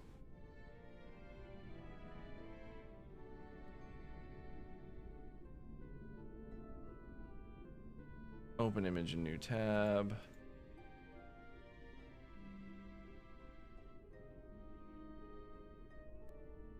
Like this is how the save screen used to look. Like you knew where you were, you knew what part, like who was all in your party, you knew what clan rank you were, you know how many points you had, how much gil you had, and like how many like of the limit gauges or whatever the fuck they're called your party had. Now it's just like this. Hold on. Yeah. Now it's just this thing. And it's like, oh cool. I kind of know what's up here, I guess. So it's not bad. It's not great either. We lost more than we gained with this save screen. This is all that remains of Nabudis. 2 Nabudis. years ago, it was destroyed utterly by a mysterious force. The work of the Midlight Shard. This? In just 2 years? How? As the Dawn Shard brought down the Leviathan and her fleet, a fell mist spilled forth. It is like the same thing happened here. Yeah, it's using PlayStation like branding for just the default The save Nethersight's screen. mist has corrupted the life of this place. It is a Same with, necrohole I overrun don't, with beasts. did the Metal Gear ones get like overhauled or did they Here on a stay? fool's errand. We'd best turn back. Is it the same as true for the Final Fantasy X save screen? Like it's very similar to the one for like the PS4 remaster is very similar to the one I just showed you. FF10 save screen.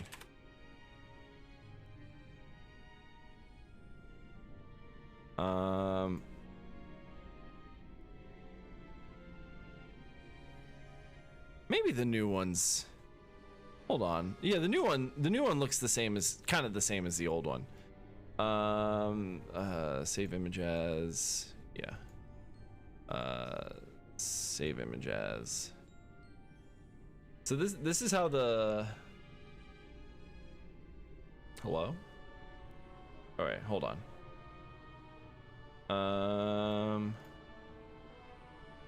This is how the, come on, like go to, oh, it's because they're JFIF files. Fuck off, Google.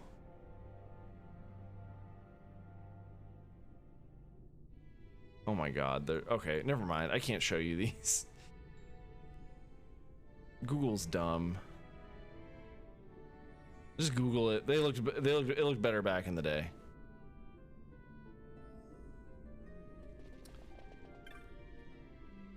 Shouldn't sneak up on people like that. Bad for the circulation, you know. Behold, the ruin Nethicite has wrought on Nabudis.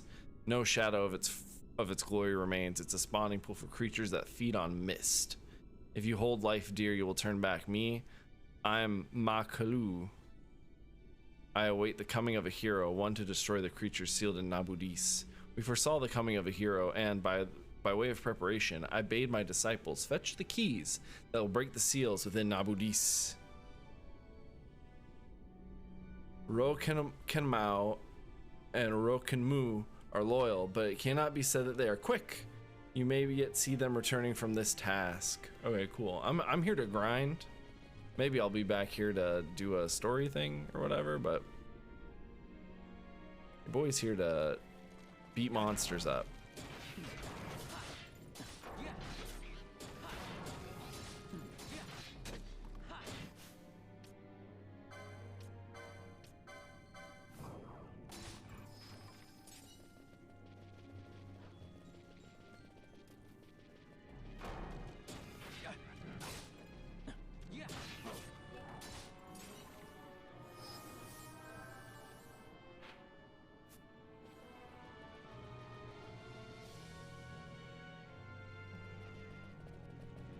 Yeah, I think MGS uses the default as well, which is kind of sad.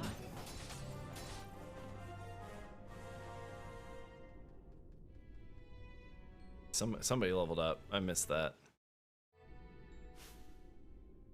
All right, hold on.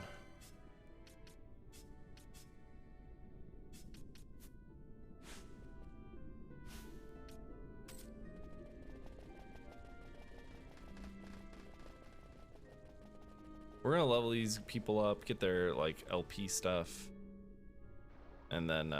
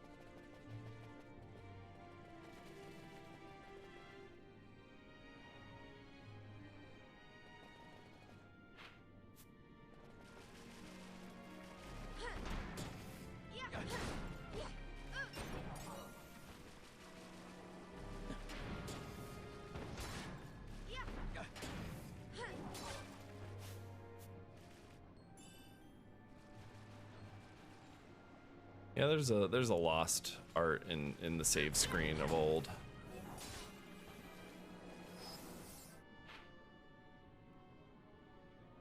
All right, we're looking for the Deadlands.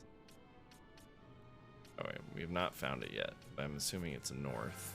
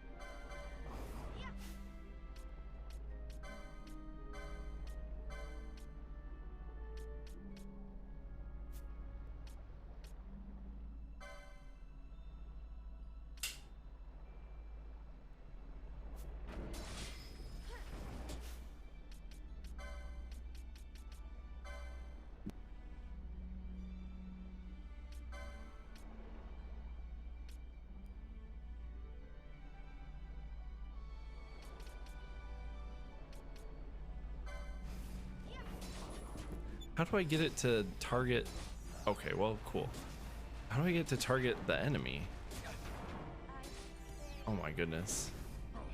Oh my god, we're gonna die.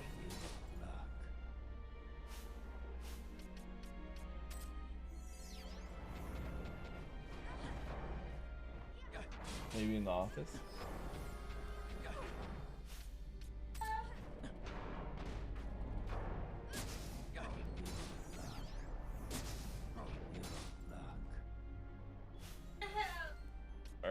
Sorry, puppy. Accidentally locked Almond in the office.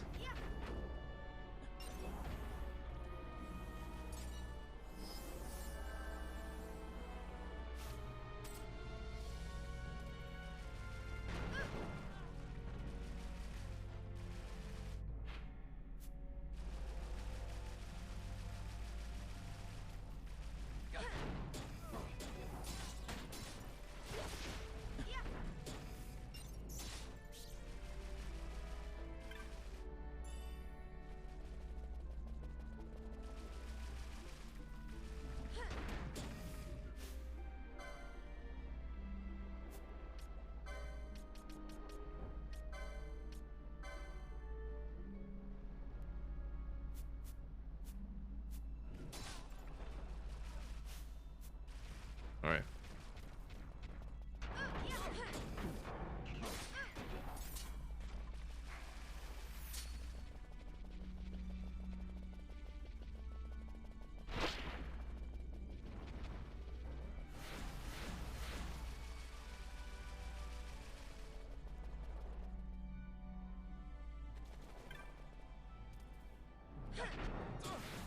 Oh, it was a fake crystal? What?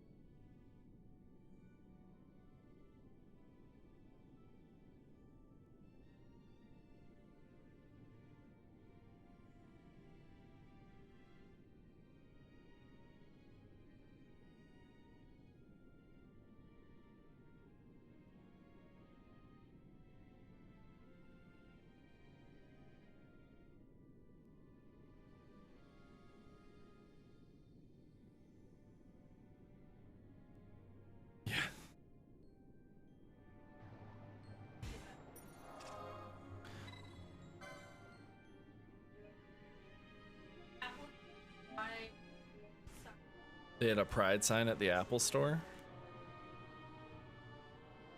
Oh, low-key pride flag.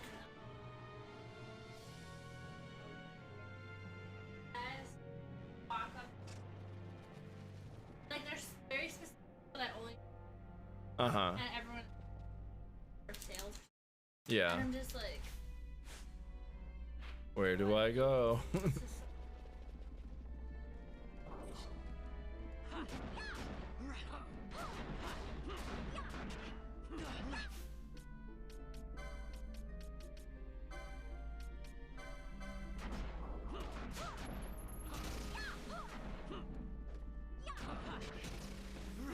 Dude's like parrying all of our attacks. Jeez.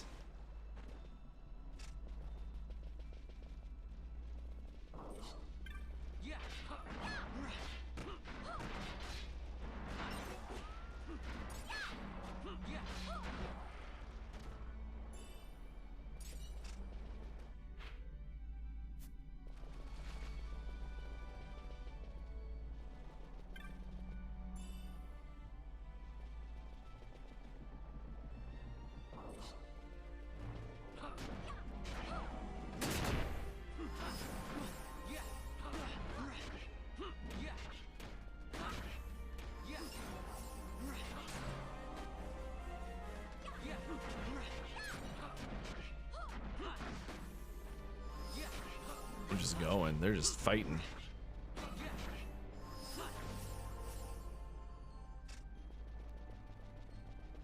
Oh my god, Pinello, please.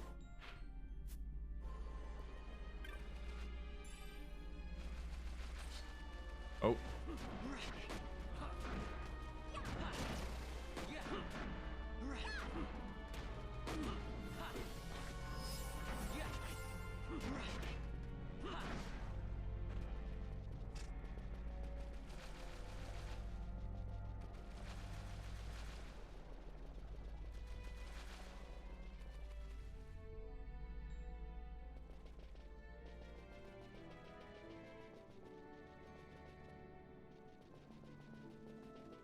Oh, there's more of these goblins. What are these?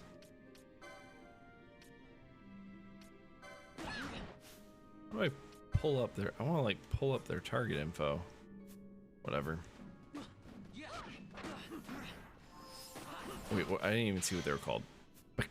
Baknami. Alright.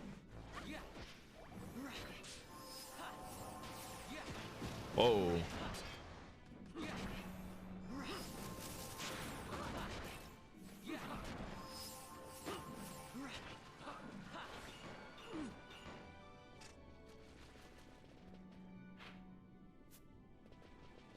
It's a big one. Is this like the temple that that guy was talking about? I don't know if we want to come here just yet. This might be a thing we have to do later. Yeah, the necro hole. The necro hole. Ooh, okay, listen. Oh my goodness. All right, let's back out of here.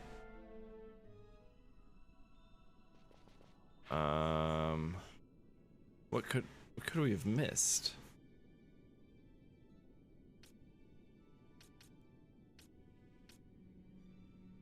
Is it the lifeless strand that we need to be at? What's this place called? Overlook Eternity. This area is very late in the game. There's an area called Overlook Eternity where 50 dead bones will spawn.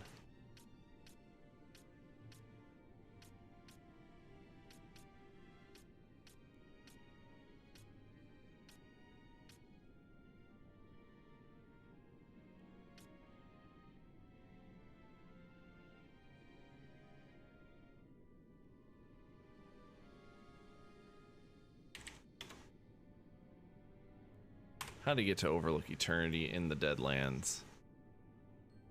Take the secret path in the northwest area of the Slumbermead to the Fog Mutters.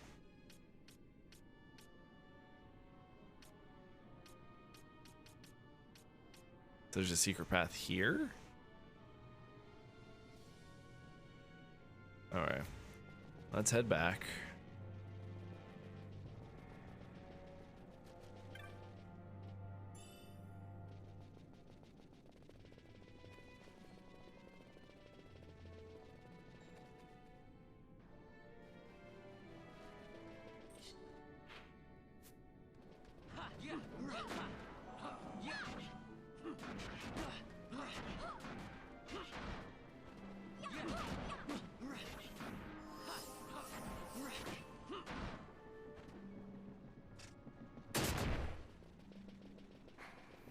we're just gonna flee it out.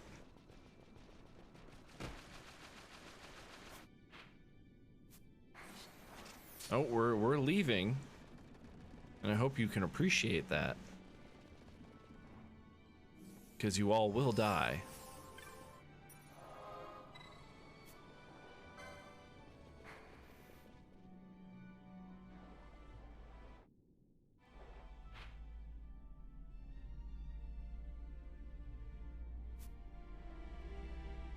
It's over this way. Allegedly. No, we are not fighting them.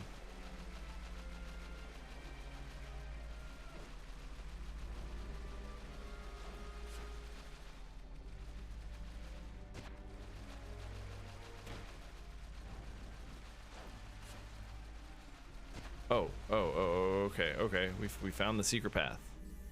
We have found secret path. She healing me? Oh, thank you.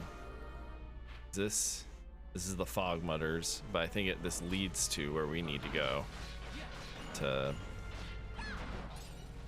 survive.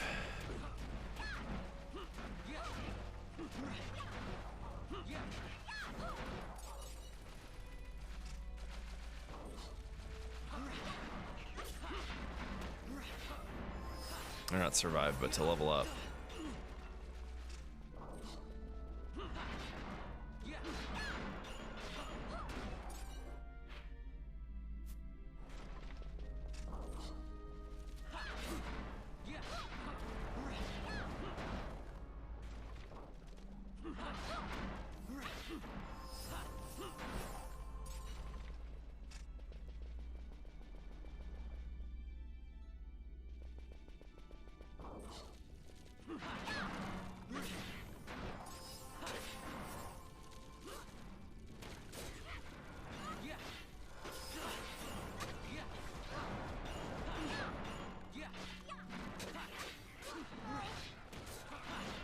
Is no one's set up to take care of that? Really? Wait a minute. All right, there we go.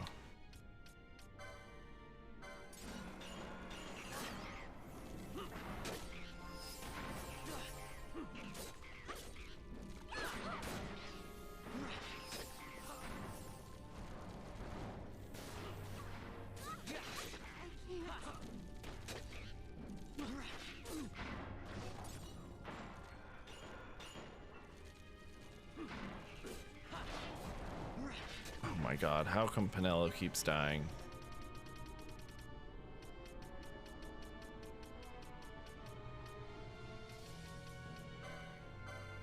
Well, I need to set up a gambit.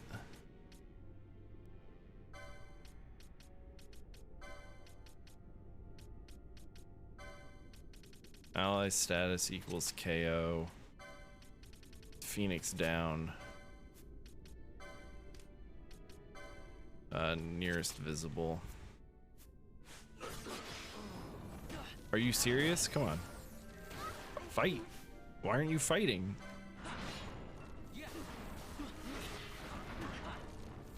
Oh my God.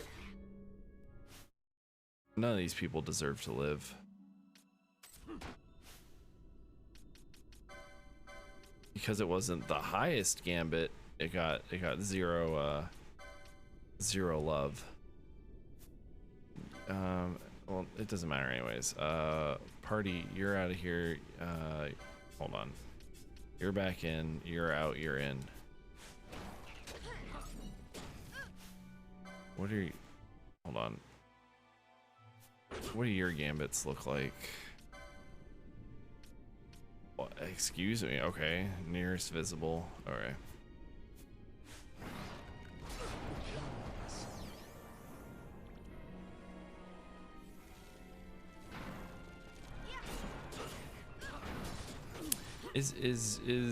Does Ash just not heal? Is that what we're doing?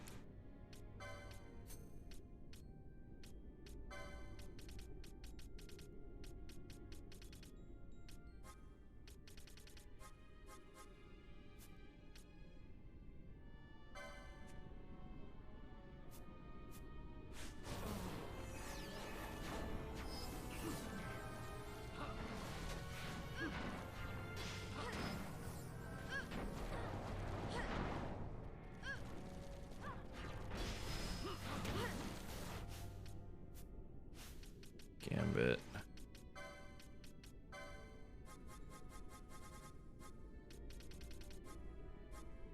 Oh, was this blind? Ally status blind. Nope, that's not what we want. We want you have, what healing magic do you have? Oh, you don't know Asuna? You know Blindna. Perfect.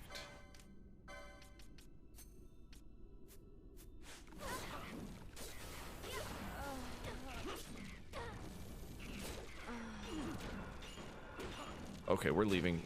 No, that's everybody, isn't it? Oh my god. Okay.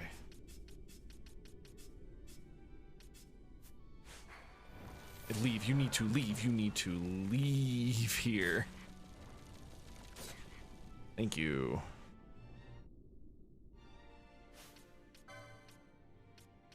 So we're going to have you, you, and you, but you have to...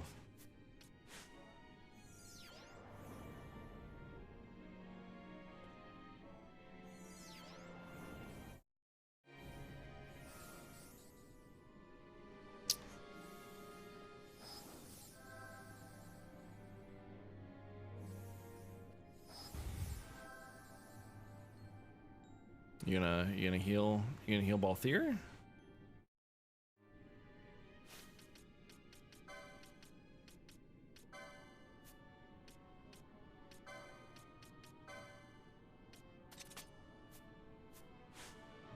Wow. Cool.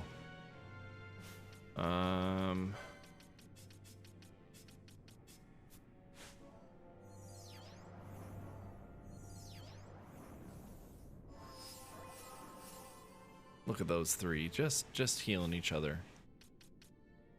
Oh, we've got some points to spend. I guess we could do that. I think that would help. Oh, Penelo has a rise. Jeez. All right, licenses.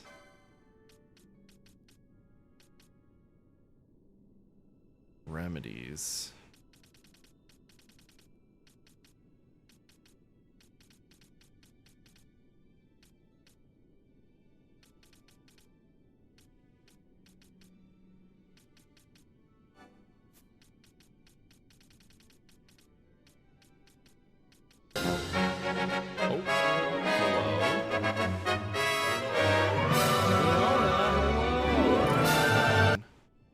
Hello, Raiders. How are we all doing? Thanks, Leona, for raiding.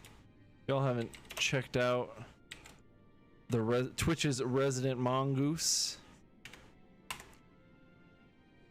They've been playing some Final Fantasy IX, raising money for St. Jude. Hello, Top Ramen. And oh, I'm gonna butcher this. Tehalmi? Tehalmi? I'll fight any other mongooses. Hell yeah, we're playing some Final Fantasy XII right now. Thank you for the follows. We have anonymous follows, so you can just follow and vibe. But thanks for the raid. My name's P Stone. If you don't know, I pop into Leona's chat every once in a while. I stream Monday, Wednesday, and Friday, mostly JRPG and action games. So if that's your vibe, feel free to drop a follow and hang out. Right now we're playing some Final Fantasy XII. We're working on getting the Platinum Trophy as a part of a fundraiser I did for Planned Parenthood back last month, about the middle of last month. So it's a lot of side content. So if you're worried about spoilers, it's gonna be pretty light on the main plot spoilers. But how did Final Fantasy IX go? How far are you guys? I'll give them some Gambit slots. I mean, we gotta fill all this stuff out anyways, so.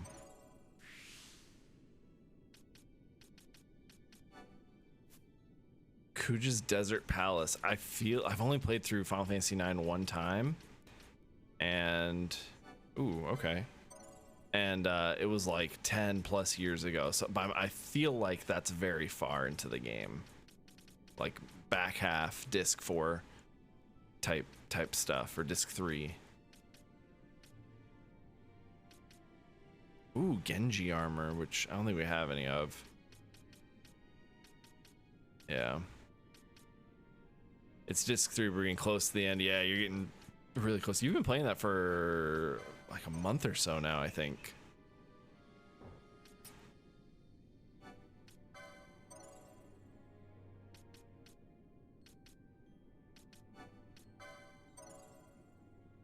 Milking it for all it's worth. Heck yeah. It's a good game.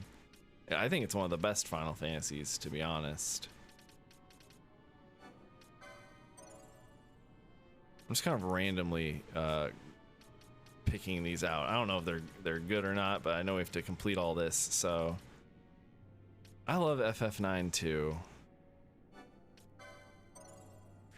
I'm cautiously optimistic about that anime that's allegedly coming out for it. But we'll see what happens.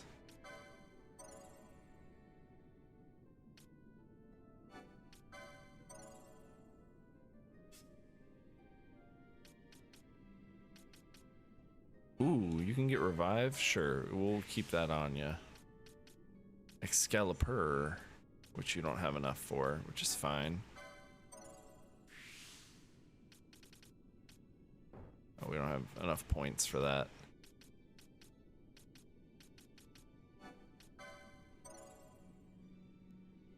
Have you played FF12 before? What's your FF12 gaming experience?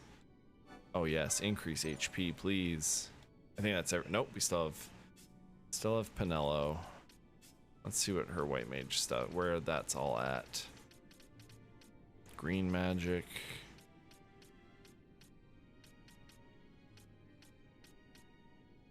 I haven't loaded up this file since 2017, and I'm realizing that I was behind on a lot of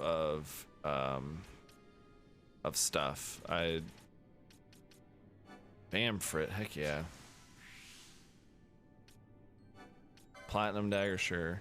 Played the OG and didn't like it at all, but then he played Zodiac Age a year or two ago and liked it a lot more.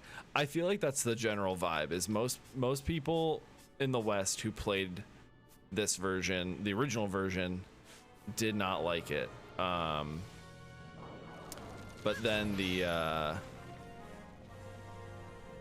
Zodiac Age has changed people's minds on it.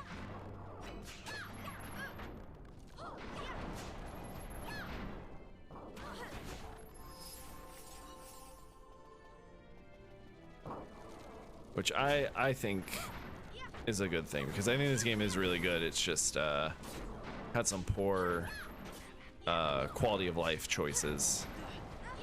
Why, Vaughn? Why are you continually stealing?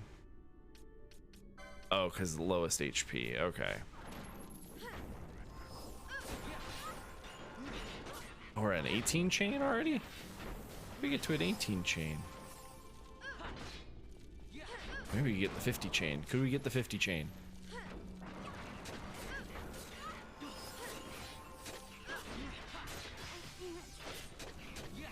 I think we get to the 50 chain with all these people. Or maybe not. Maybe we'll die. Who knows?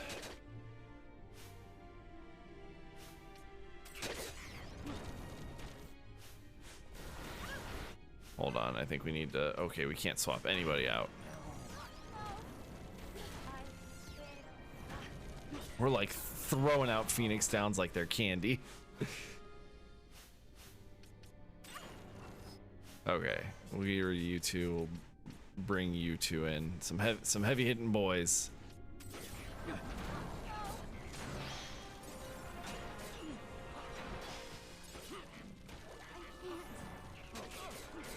Oh goodness.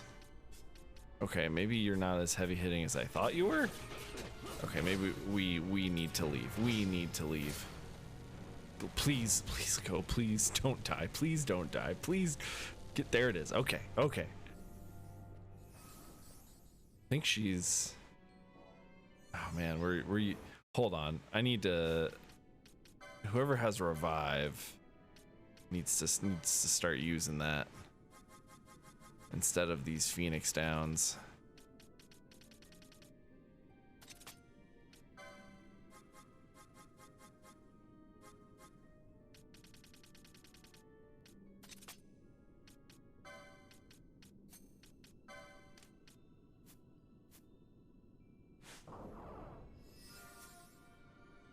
Oh, does he use their? Whoa, whoa, whoa, whoa, whoa, whoa, whoa. Excuse me. Hi. Fully consuming. Okay, never mind. Turn that off.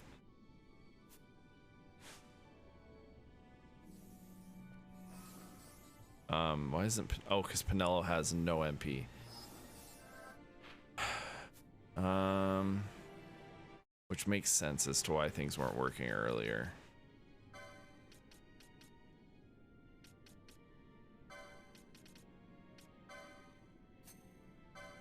How come I can't can you let me use this? I can't use it? Oh, because I have to do it from the battle menu. This game had some weird stuff going on with it. Just like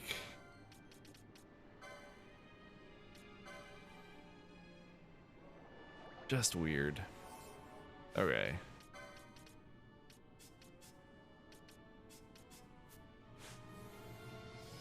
At least she's using her eyes. He threw out a phoenix down like it's candy over here. Candy time. Who else is? I keep hitting start. It's triangle.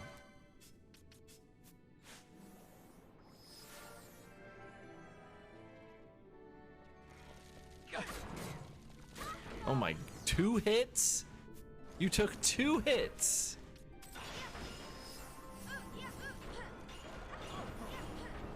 You love candy. Tay DeBay, I also love candy, but not when it comes at the expense of my pocketbook. Of my Final Fantasy XII pocketbook. Okay, come on. Come fight me. Okay. Okay, everybody's locked. Why do I feel like Fran was just not doing anything?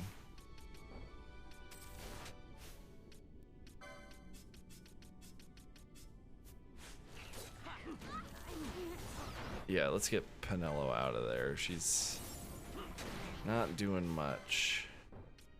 Oh my god, she's dead. Oh, okay, no, she's not dead.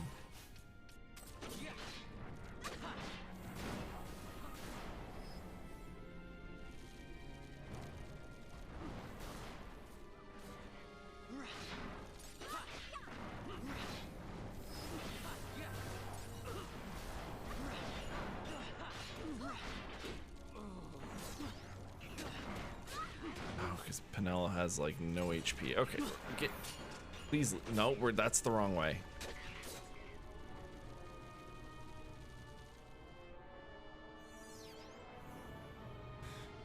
Pinello has no MP, which is causing a problem. How you doing today, Tay DeBay? Are you a FF12 gamer?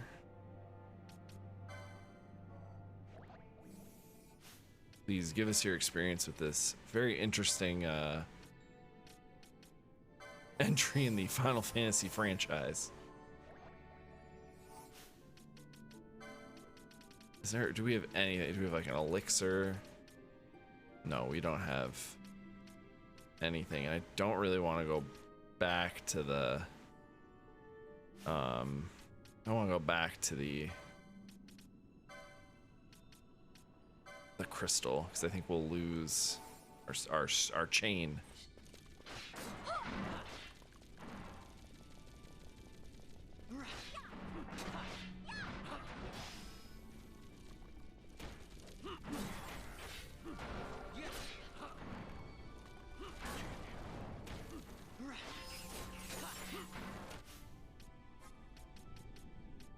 We gotta keep feeding Pinello ethers.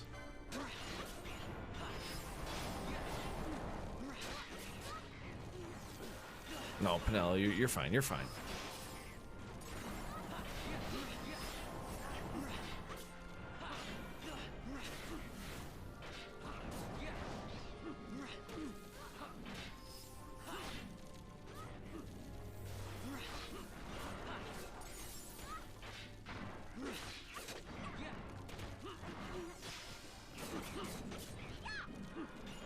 Oh, she doesn't have enough MP to bring people back.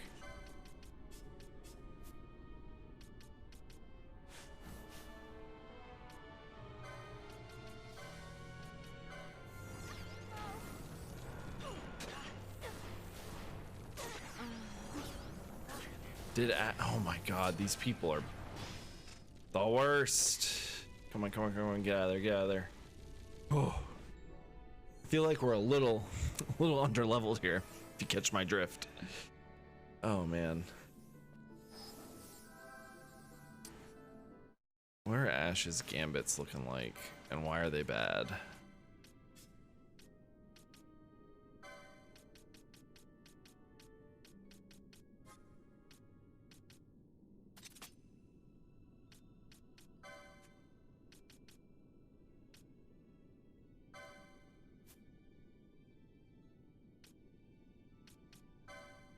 Party leaders target.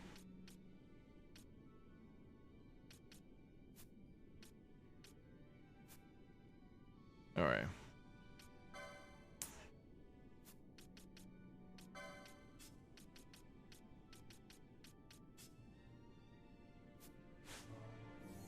We're very close to getting the 50 chain, which is very good.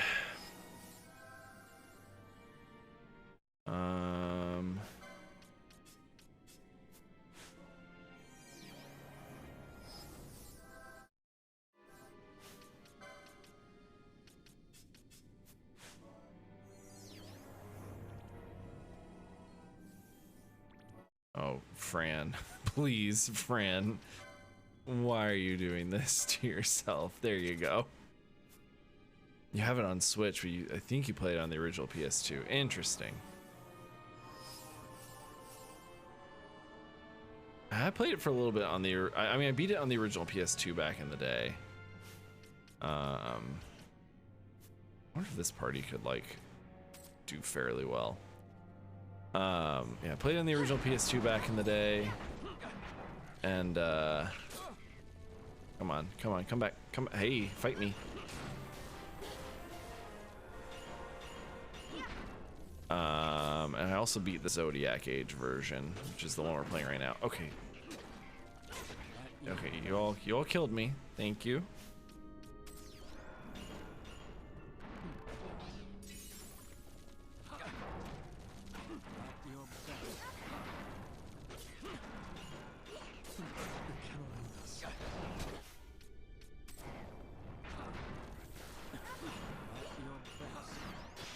We're just trying to get to level 50.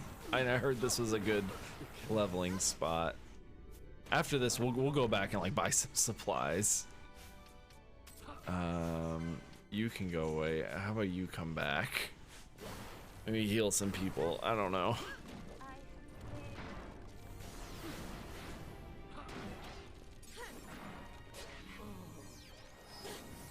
Any more? Any more? Ah. We got close. We got close to that 50 chain.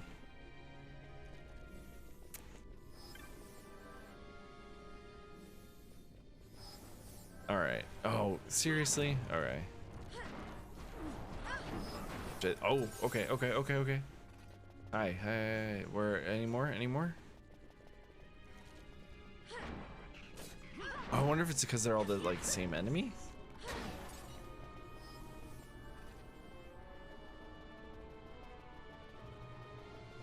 We got so close.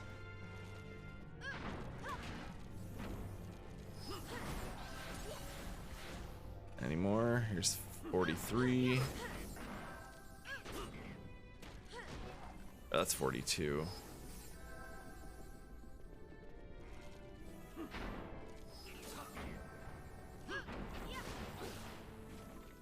I'm glad your day is going well, Tay de Bay. That's a fun name to say. So forgive me if I say it a few times just for the fun of it.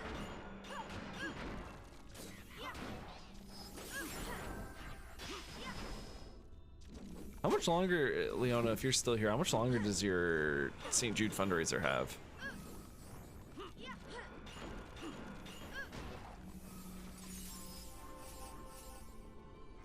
We might get the 50. It's a good, strong Christian name. It's true. It's true. I'm sure it's somewhere in the Bible. Oh, come on. Give us 4 more. We need 4 more. Where's the last 4? Oh, there's one.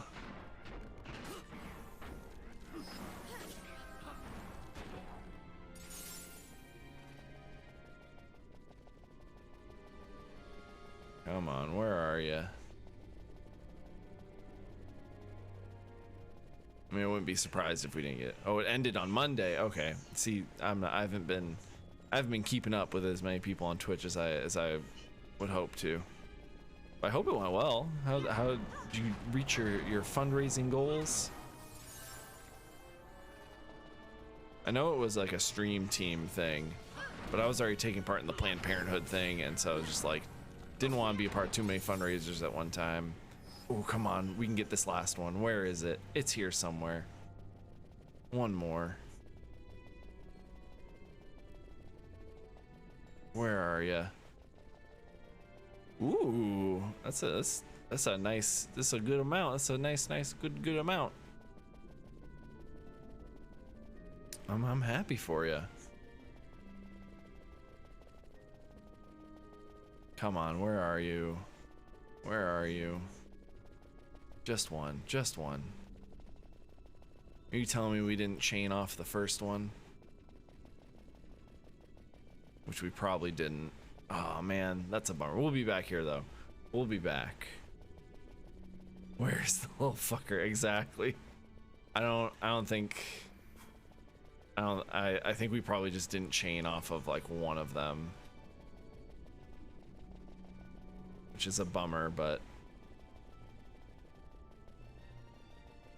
we can always come back.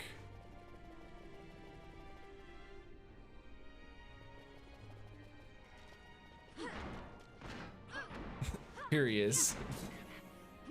Oh, we got it. Okay. One trophy down.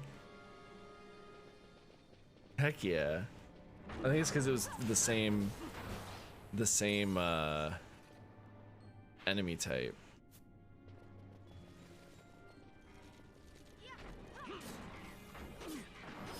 I'm very surprised at that, but thankfully we don't have to worry about the that trophy anymore. Uh-oh. Come on.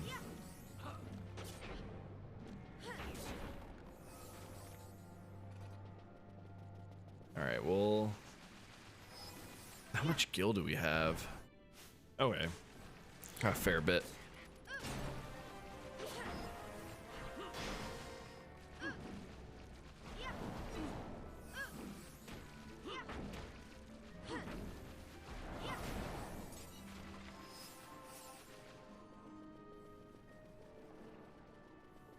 Wait, how do I get out of here?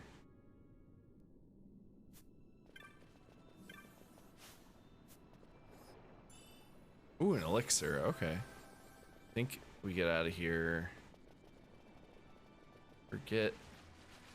I forget where the secret passage is. I thought it was like over here.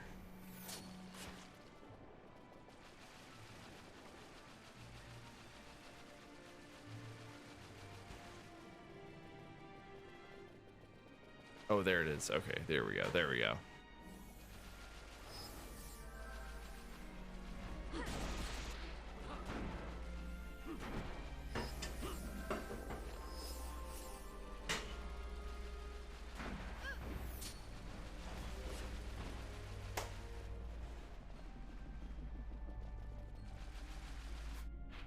Oh, we're going the wrong way.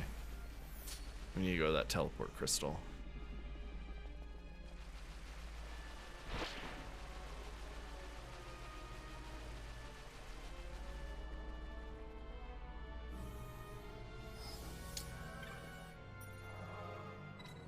Teleport. Actually, let me see where the world map real quick. I think this, yeah, Baffleheim port would probably be Balthonheim. Yeah, Balthonheim would be the best place to go.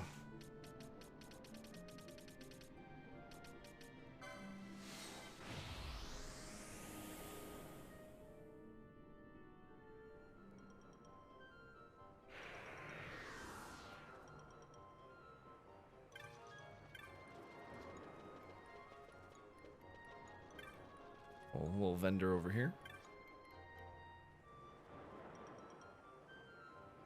Oh, okay. Uh-huh.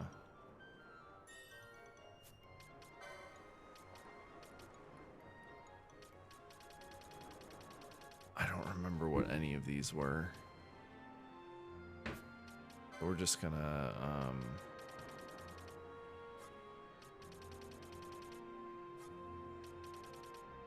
we're just gonna buy supplies. That's what we're gonna do.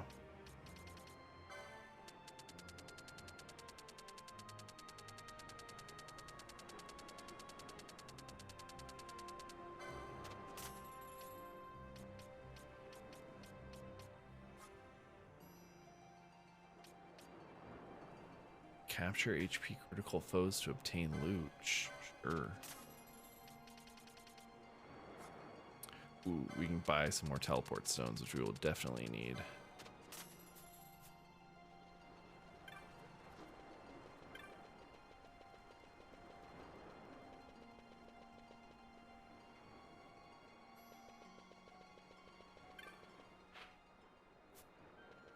Check on some magic.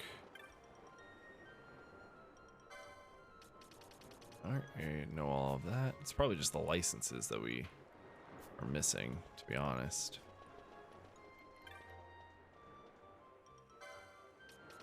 Yeah. Oh, okay.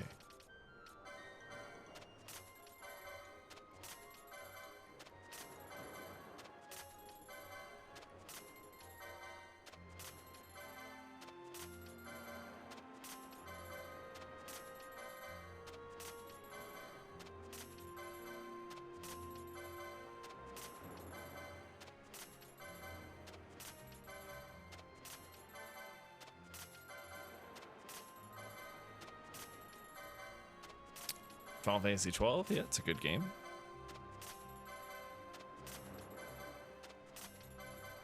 Oh my goodness. Is there a way to just buy all? No? Okay.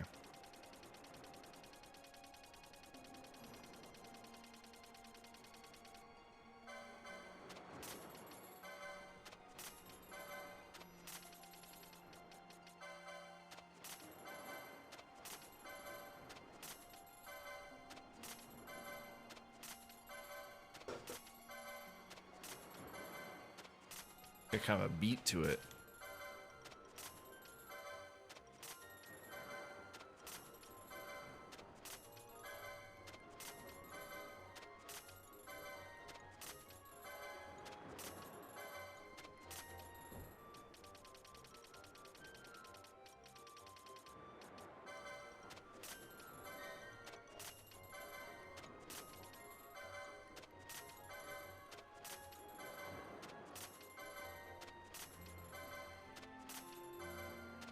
All right, we've spent enough money. We'll come back to this guy.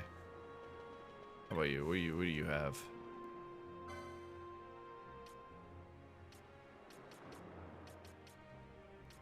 Immune to petrify, confuse, half damage, increases magic power when HP is full, raises strength when the character has full HP, resistance some stuff. You're immune to silent. Half damage. Immune to. Ooh, that's a good one. We'll grab another one of those. No, I'm fine, thanks.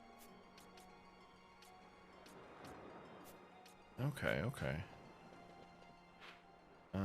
Yeah, let's check out like the weapon and armor place.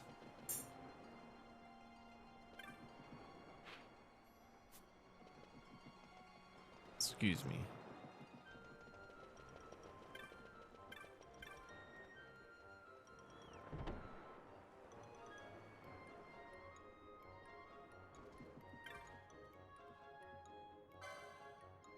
Save the queen. Yeah, sure. I don't think anybody could equip that though.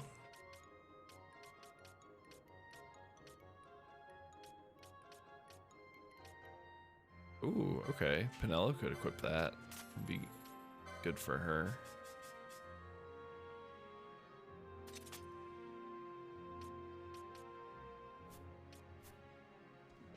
Is there an armor guy here too, or just? Oh, okay. An armor seller.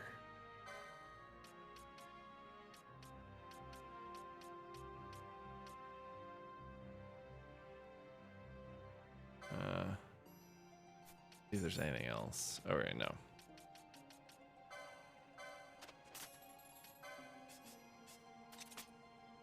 Oh, did he have a two-handed weapon before, though?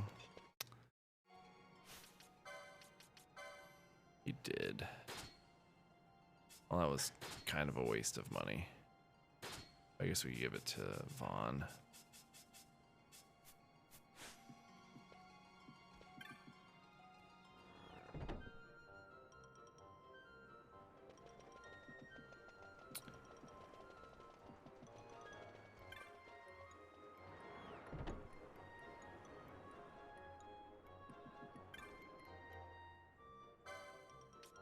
Traveler, deal damage based on total steps taken to all foes in range. Okay.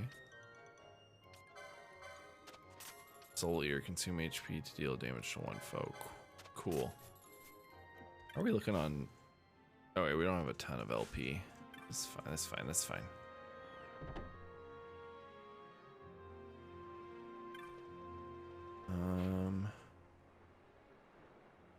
Yeah, we could probably leave. I think. Really run. What do you mean? Am I really running? So fast. It's. Emily. Oh no, it's sped up. I don't know. Software. It's. Code. Code. They coded in a speed up button. Oh wait, I wanted to go see the thing down there actually.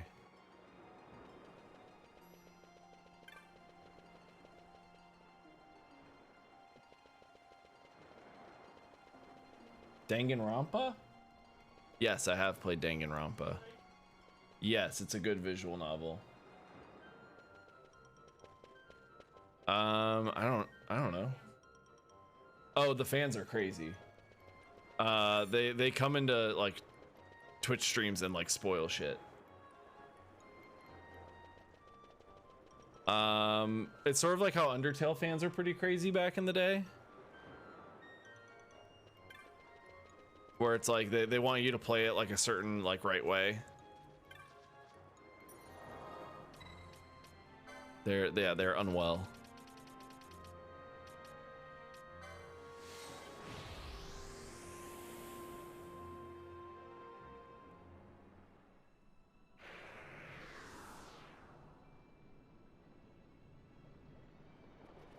All right, we have to go down. That's where we have to go. We gotta go this way.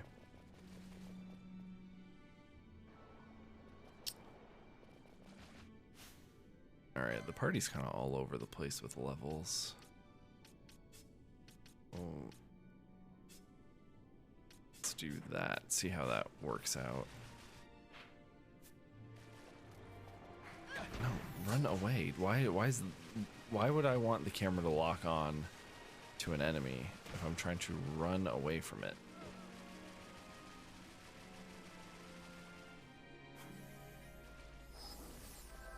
It's very silly.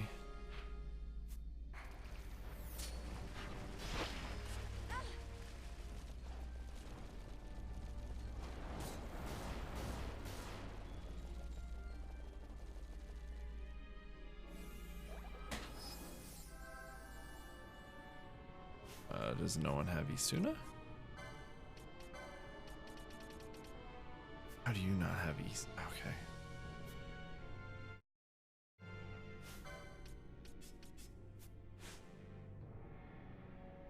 Vanello?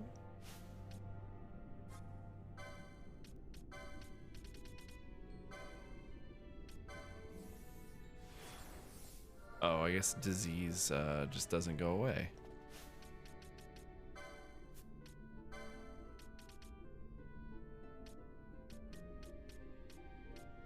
Okay, we only have one. Why is Balthier have such low HP? Oh, it's because of the disease. That's why.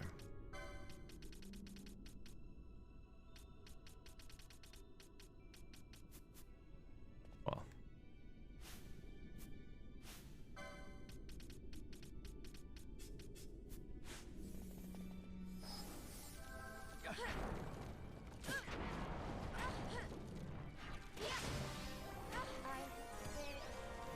Did she die?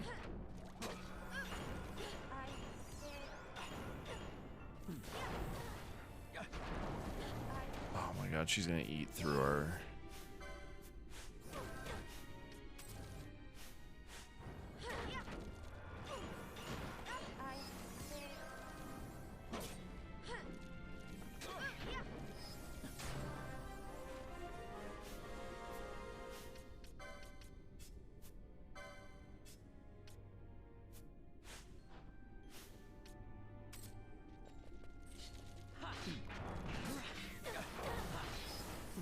She was gonna eat through our Phoenix Downs.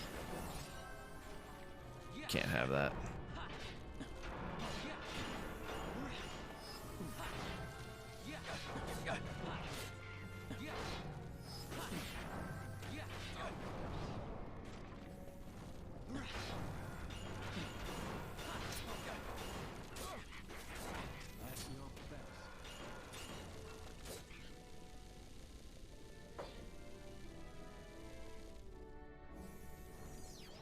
Danganronpa?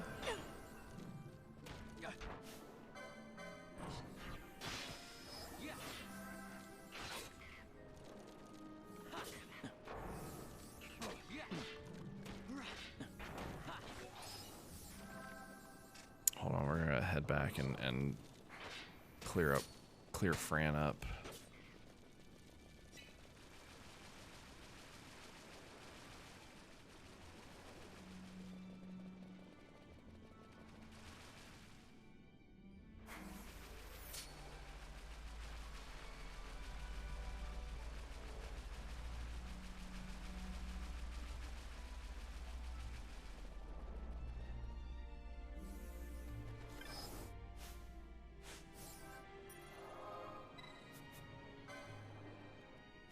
Okay, good. She's back in action.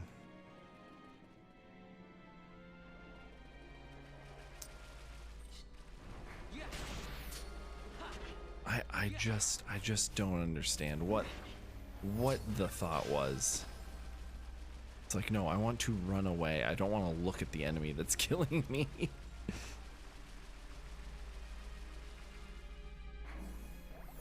Like, I just, what? Why are you doing that? Oh my god. It's that trap. It's that trap. We keep walking into that trap. How do I, there we go. Get me out of here.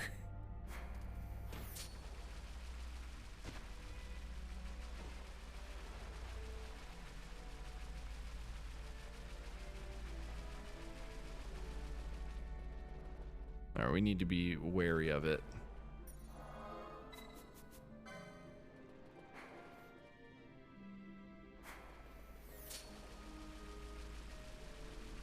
It's like the first one right out of the gate.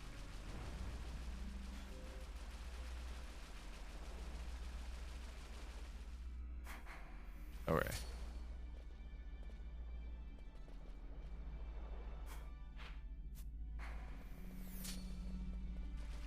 Just let's go around this way. We'll be, yeah, we're fine. Okay, we're fine now. We're fine now. Nope, don't touch that. Okay.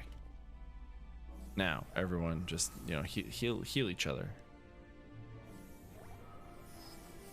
All right.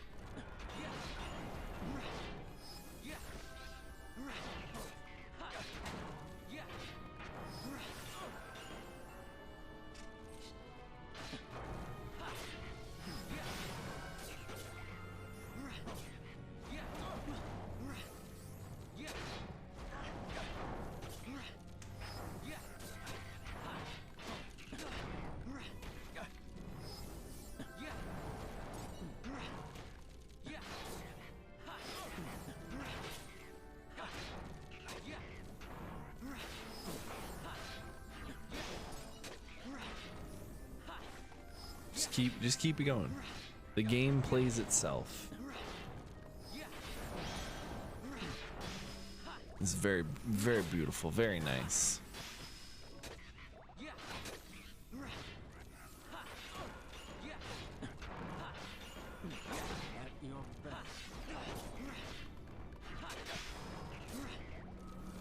Okay, why are we dying? Why are we dying? Well, at least we gotta level up. How much EXP do we need for like level ups right now? Like, what's that looking like? Oh, okay. 50k. About 50k level up.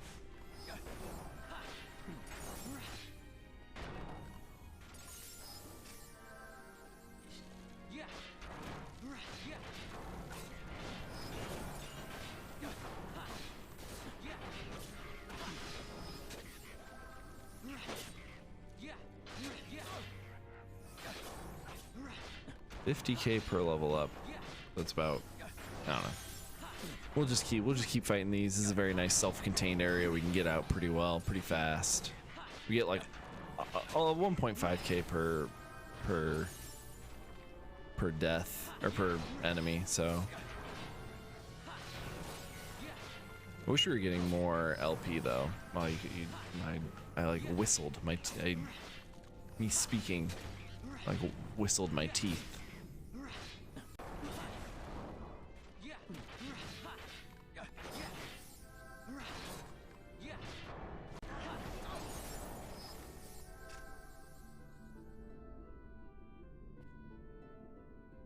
Oh, okay. Hello. There more?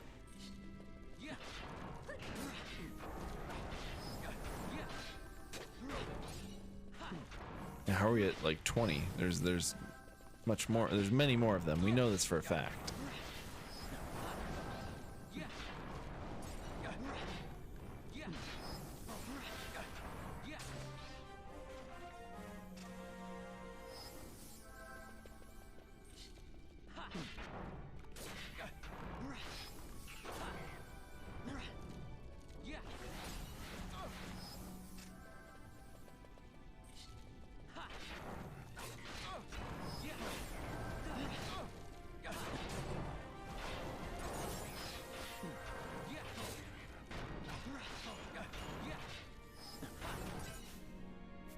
Can we access the... Oh, we can. Okay. Let's see if there are any like status updates we can do. 350. Okay, well, the easiest way is to do that. Magic lore, swift. Ooh, swiftness. Swiftness. Swaftness. I never really check his mechanist stuff. Ooh, ethers restore more. Yes, please.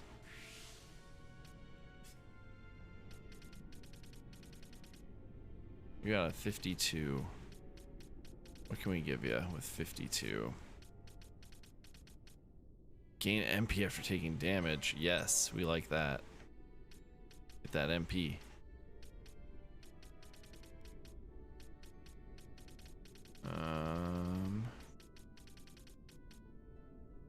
We can't give him swiftness. Fran, how you doing?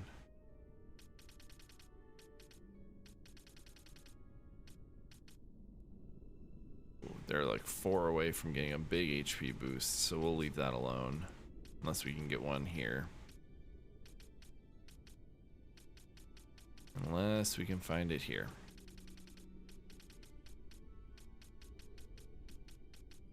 No. Alright.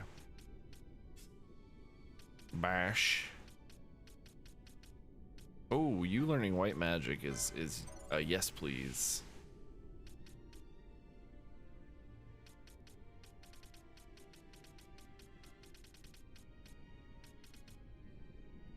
Alright.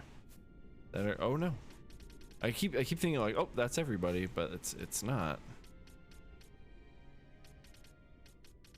Okay, you're not really giving me much to work with here. Increases magic potency. Swiftness? Yeah, we'll give you swiftness.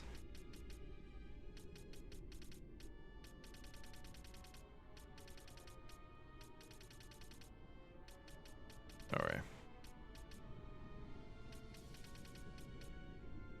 Increase physical attack damage, sure. If when you do hit, you'll hit a little harder.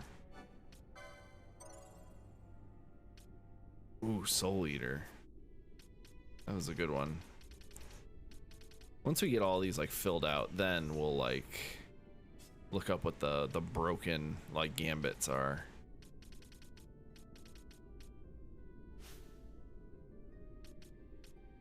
She needs more MP, if I recall correctly.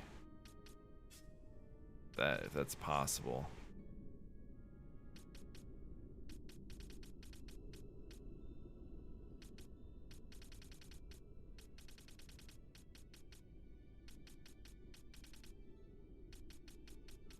I guess we'll give her, there was a swiftness that was, yeah, 80.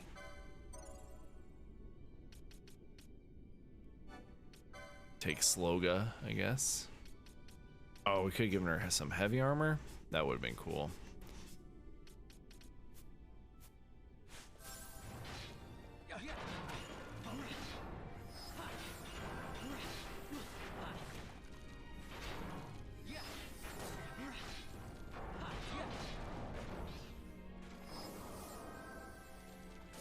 Oh, what's everyone's? Alright. No one here is. We should get the 42ers in there. Help them get to 43.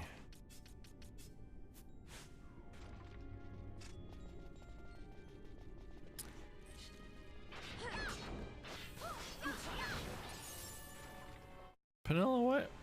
Do you not? Okay, I guess you just don't wear shields. Cool. Good for you. Good for you.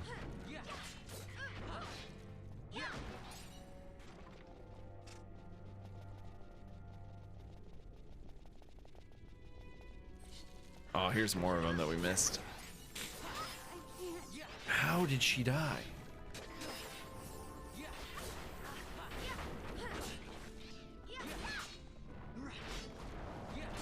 Did she just stand in front of the fire? I don't understand.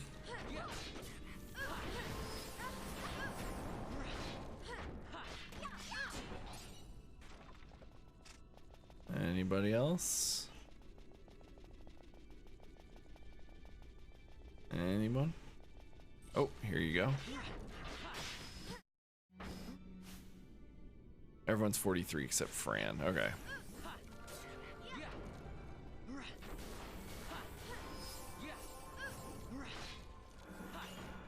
Somebody hit something.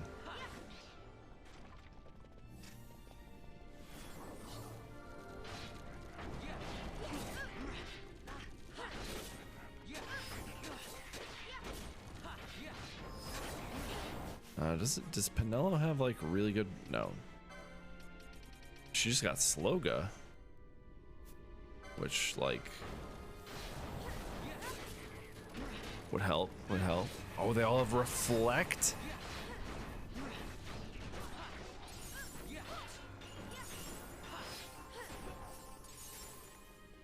That's rude. Man, I need to find stuff for Penelo to. Penelo needs to be in that like heavy armor. Penelo needs to not be taking this much damage.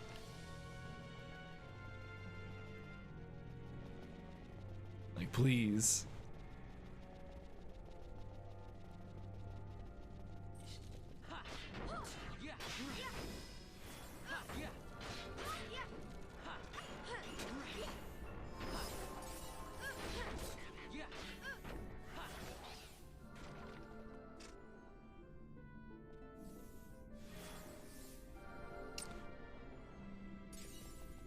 Anybody else? Anyone? Anybody anywhere? Hello? Is that all of you? Oh, there's you. There's you.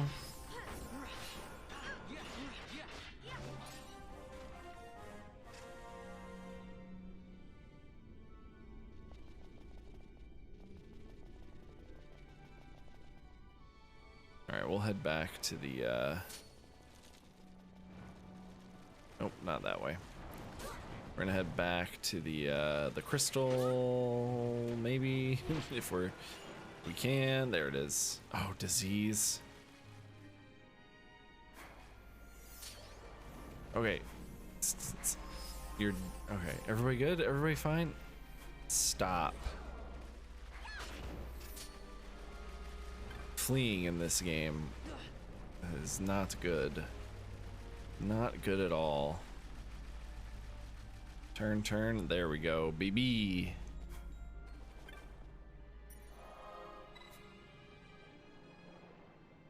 I wonder if we have to like leave the whole area and come back. Which could be mildly annoying, but hey, we'll deal with what we gotta deal with.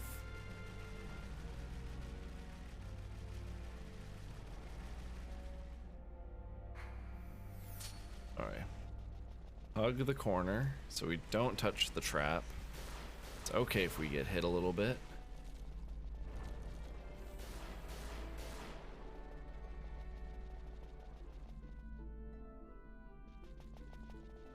Okay, no, they respawn once we touch the crystal. Perfect.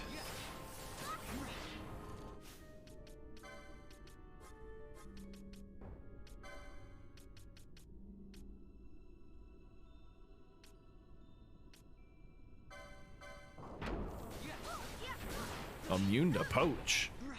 We'll just let him fight. We'll just let him fight. This is just grinding.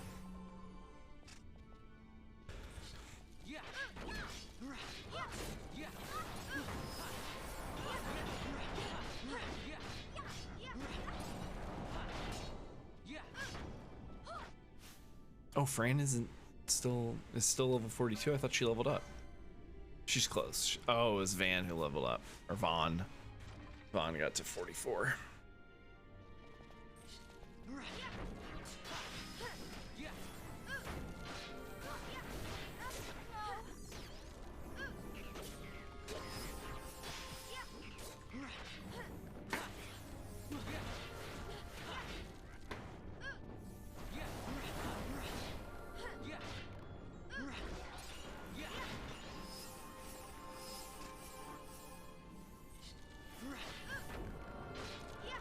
We should take out Vaughn and put someone else in. Once we beat this wave of them. Okay, well we're moving up and fighting on a different wave.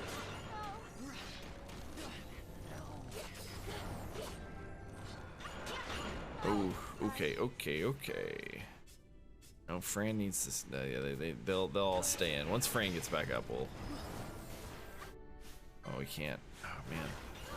Okay, everybody leave. Everybody leave. No. Oh no. Okay, we're all up. We're all up. We're all. No, we're not.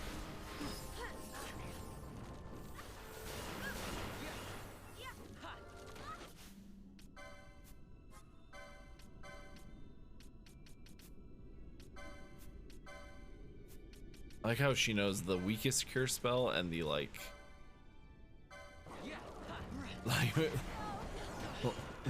the weakest and the strongest of cure spells.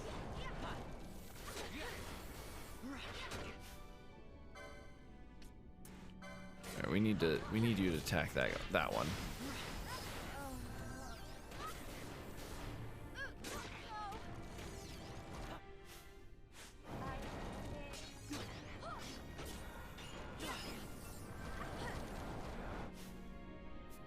This is a shit show, ladies and gentlemen.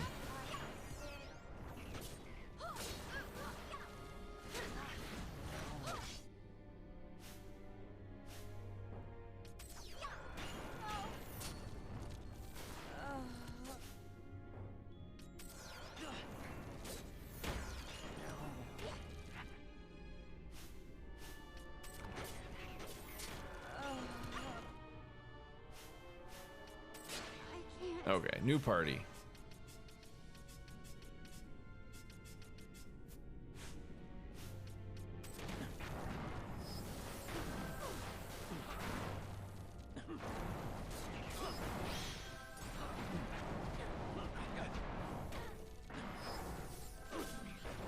How does she not know Cure Jaw?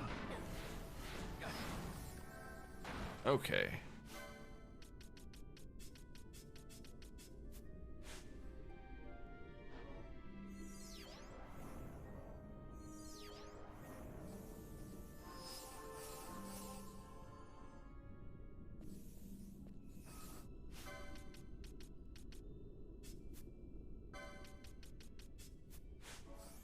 Oh, Penella didn't have any MP. She needs to stop using a rise. Hold on. Just use rise. Just use the regular one. Did we buy ethers for her, or did we? No, we did not. Let's throw a few on her. We'll grab some in the next town.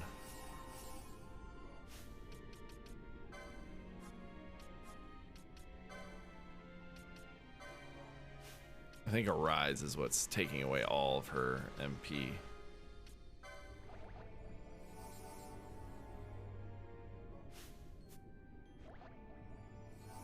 All right.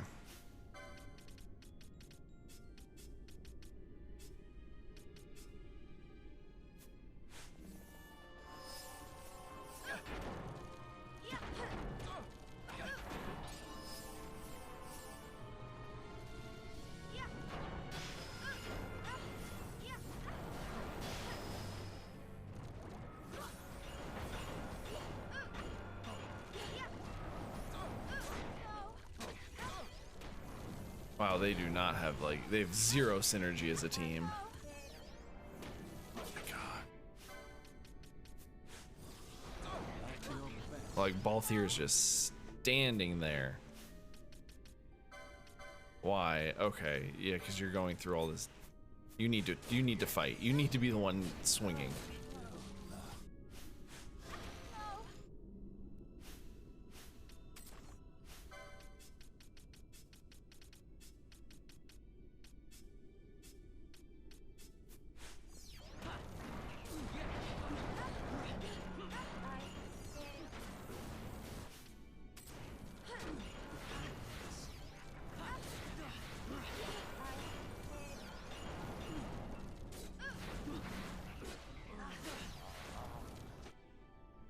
Wow. All right, hold on.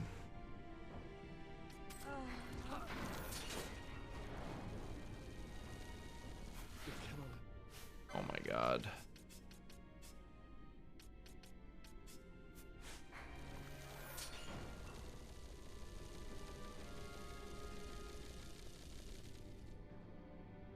All right. Does she not have a gambit set up for picking people up? Yeah, there's just nobody in the party. Okay, that makes sense.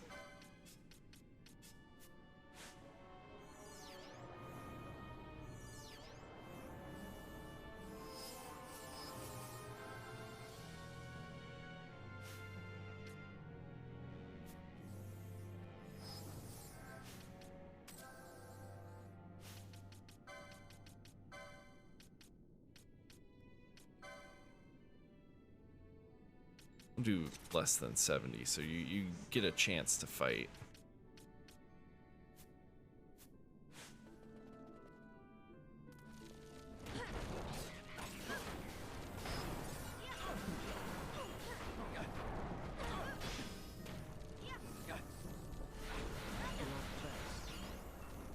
Come on, please just fight. Please just fight. At least they're healing each other. At least they're not dying too much. All right, we got a few more minutes before we gotta go.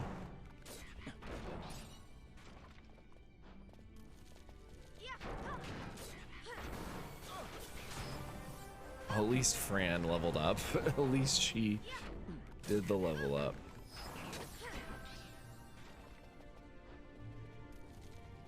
I think it all kind of falls apart when we get a group of like 5 of them fighting us. Like, this is getting.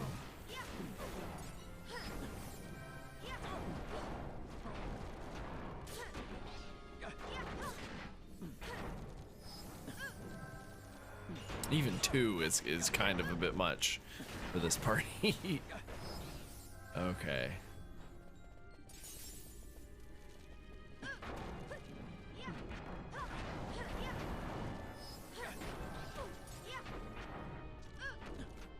Yeah, we're not. How do you get Gil in this game? He's just selling stuff.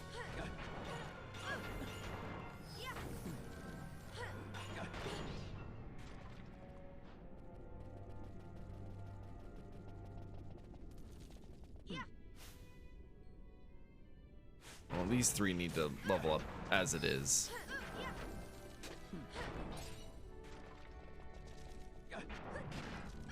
Oh, but the others aren't getting LP, are they? Hold on. Come back up. Fight. Okay.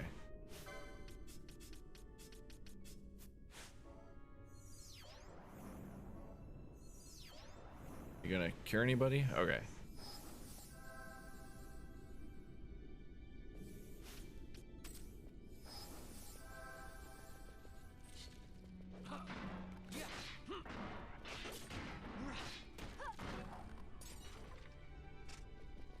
Anybody else? Anyone? Oh, there we go. I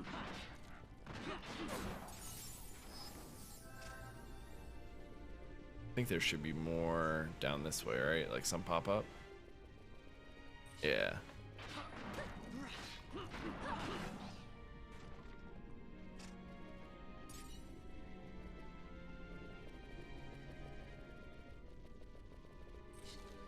I don't know what the like logic is on some of them popping up or not.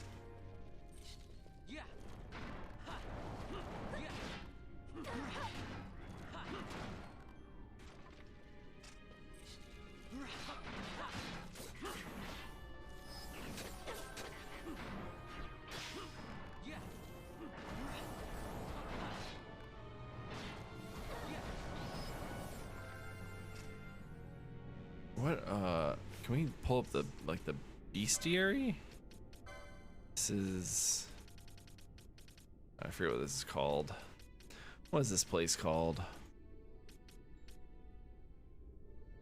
The Deadlands. No, Nabudis Deadlands.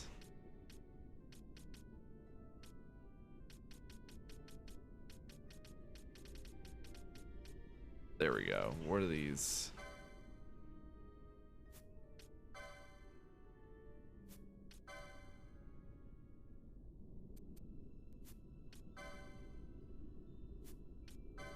Would they be considered banshees?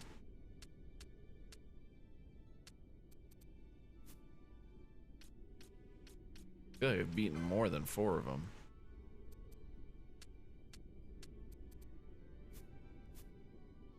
What are these called? Called dead bones. Why are they in the? They must be from another area then.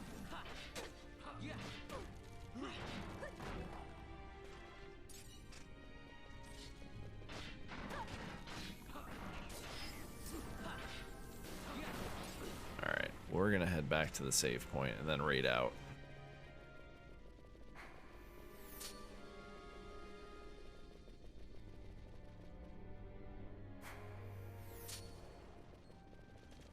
As long as we don't hit the disease thing, I'll be fairly okay.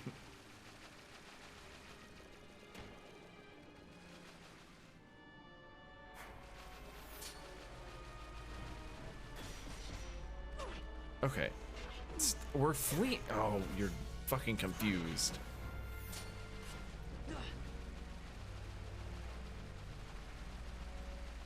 I'm like, why are you targeting a friend? All right, there we go.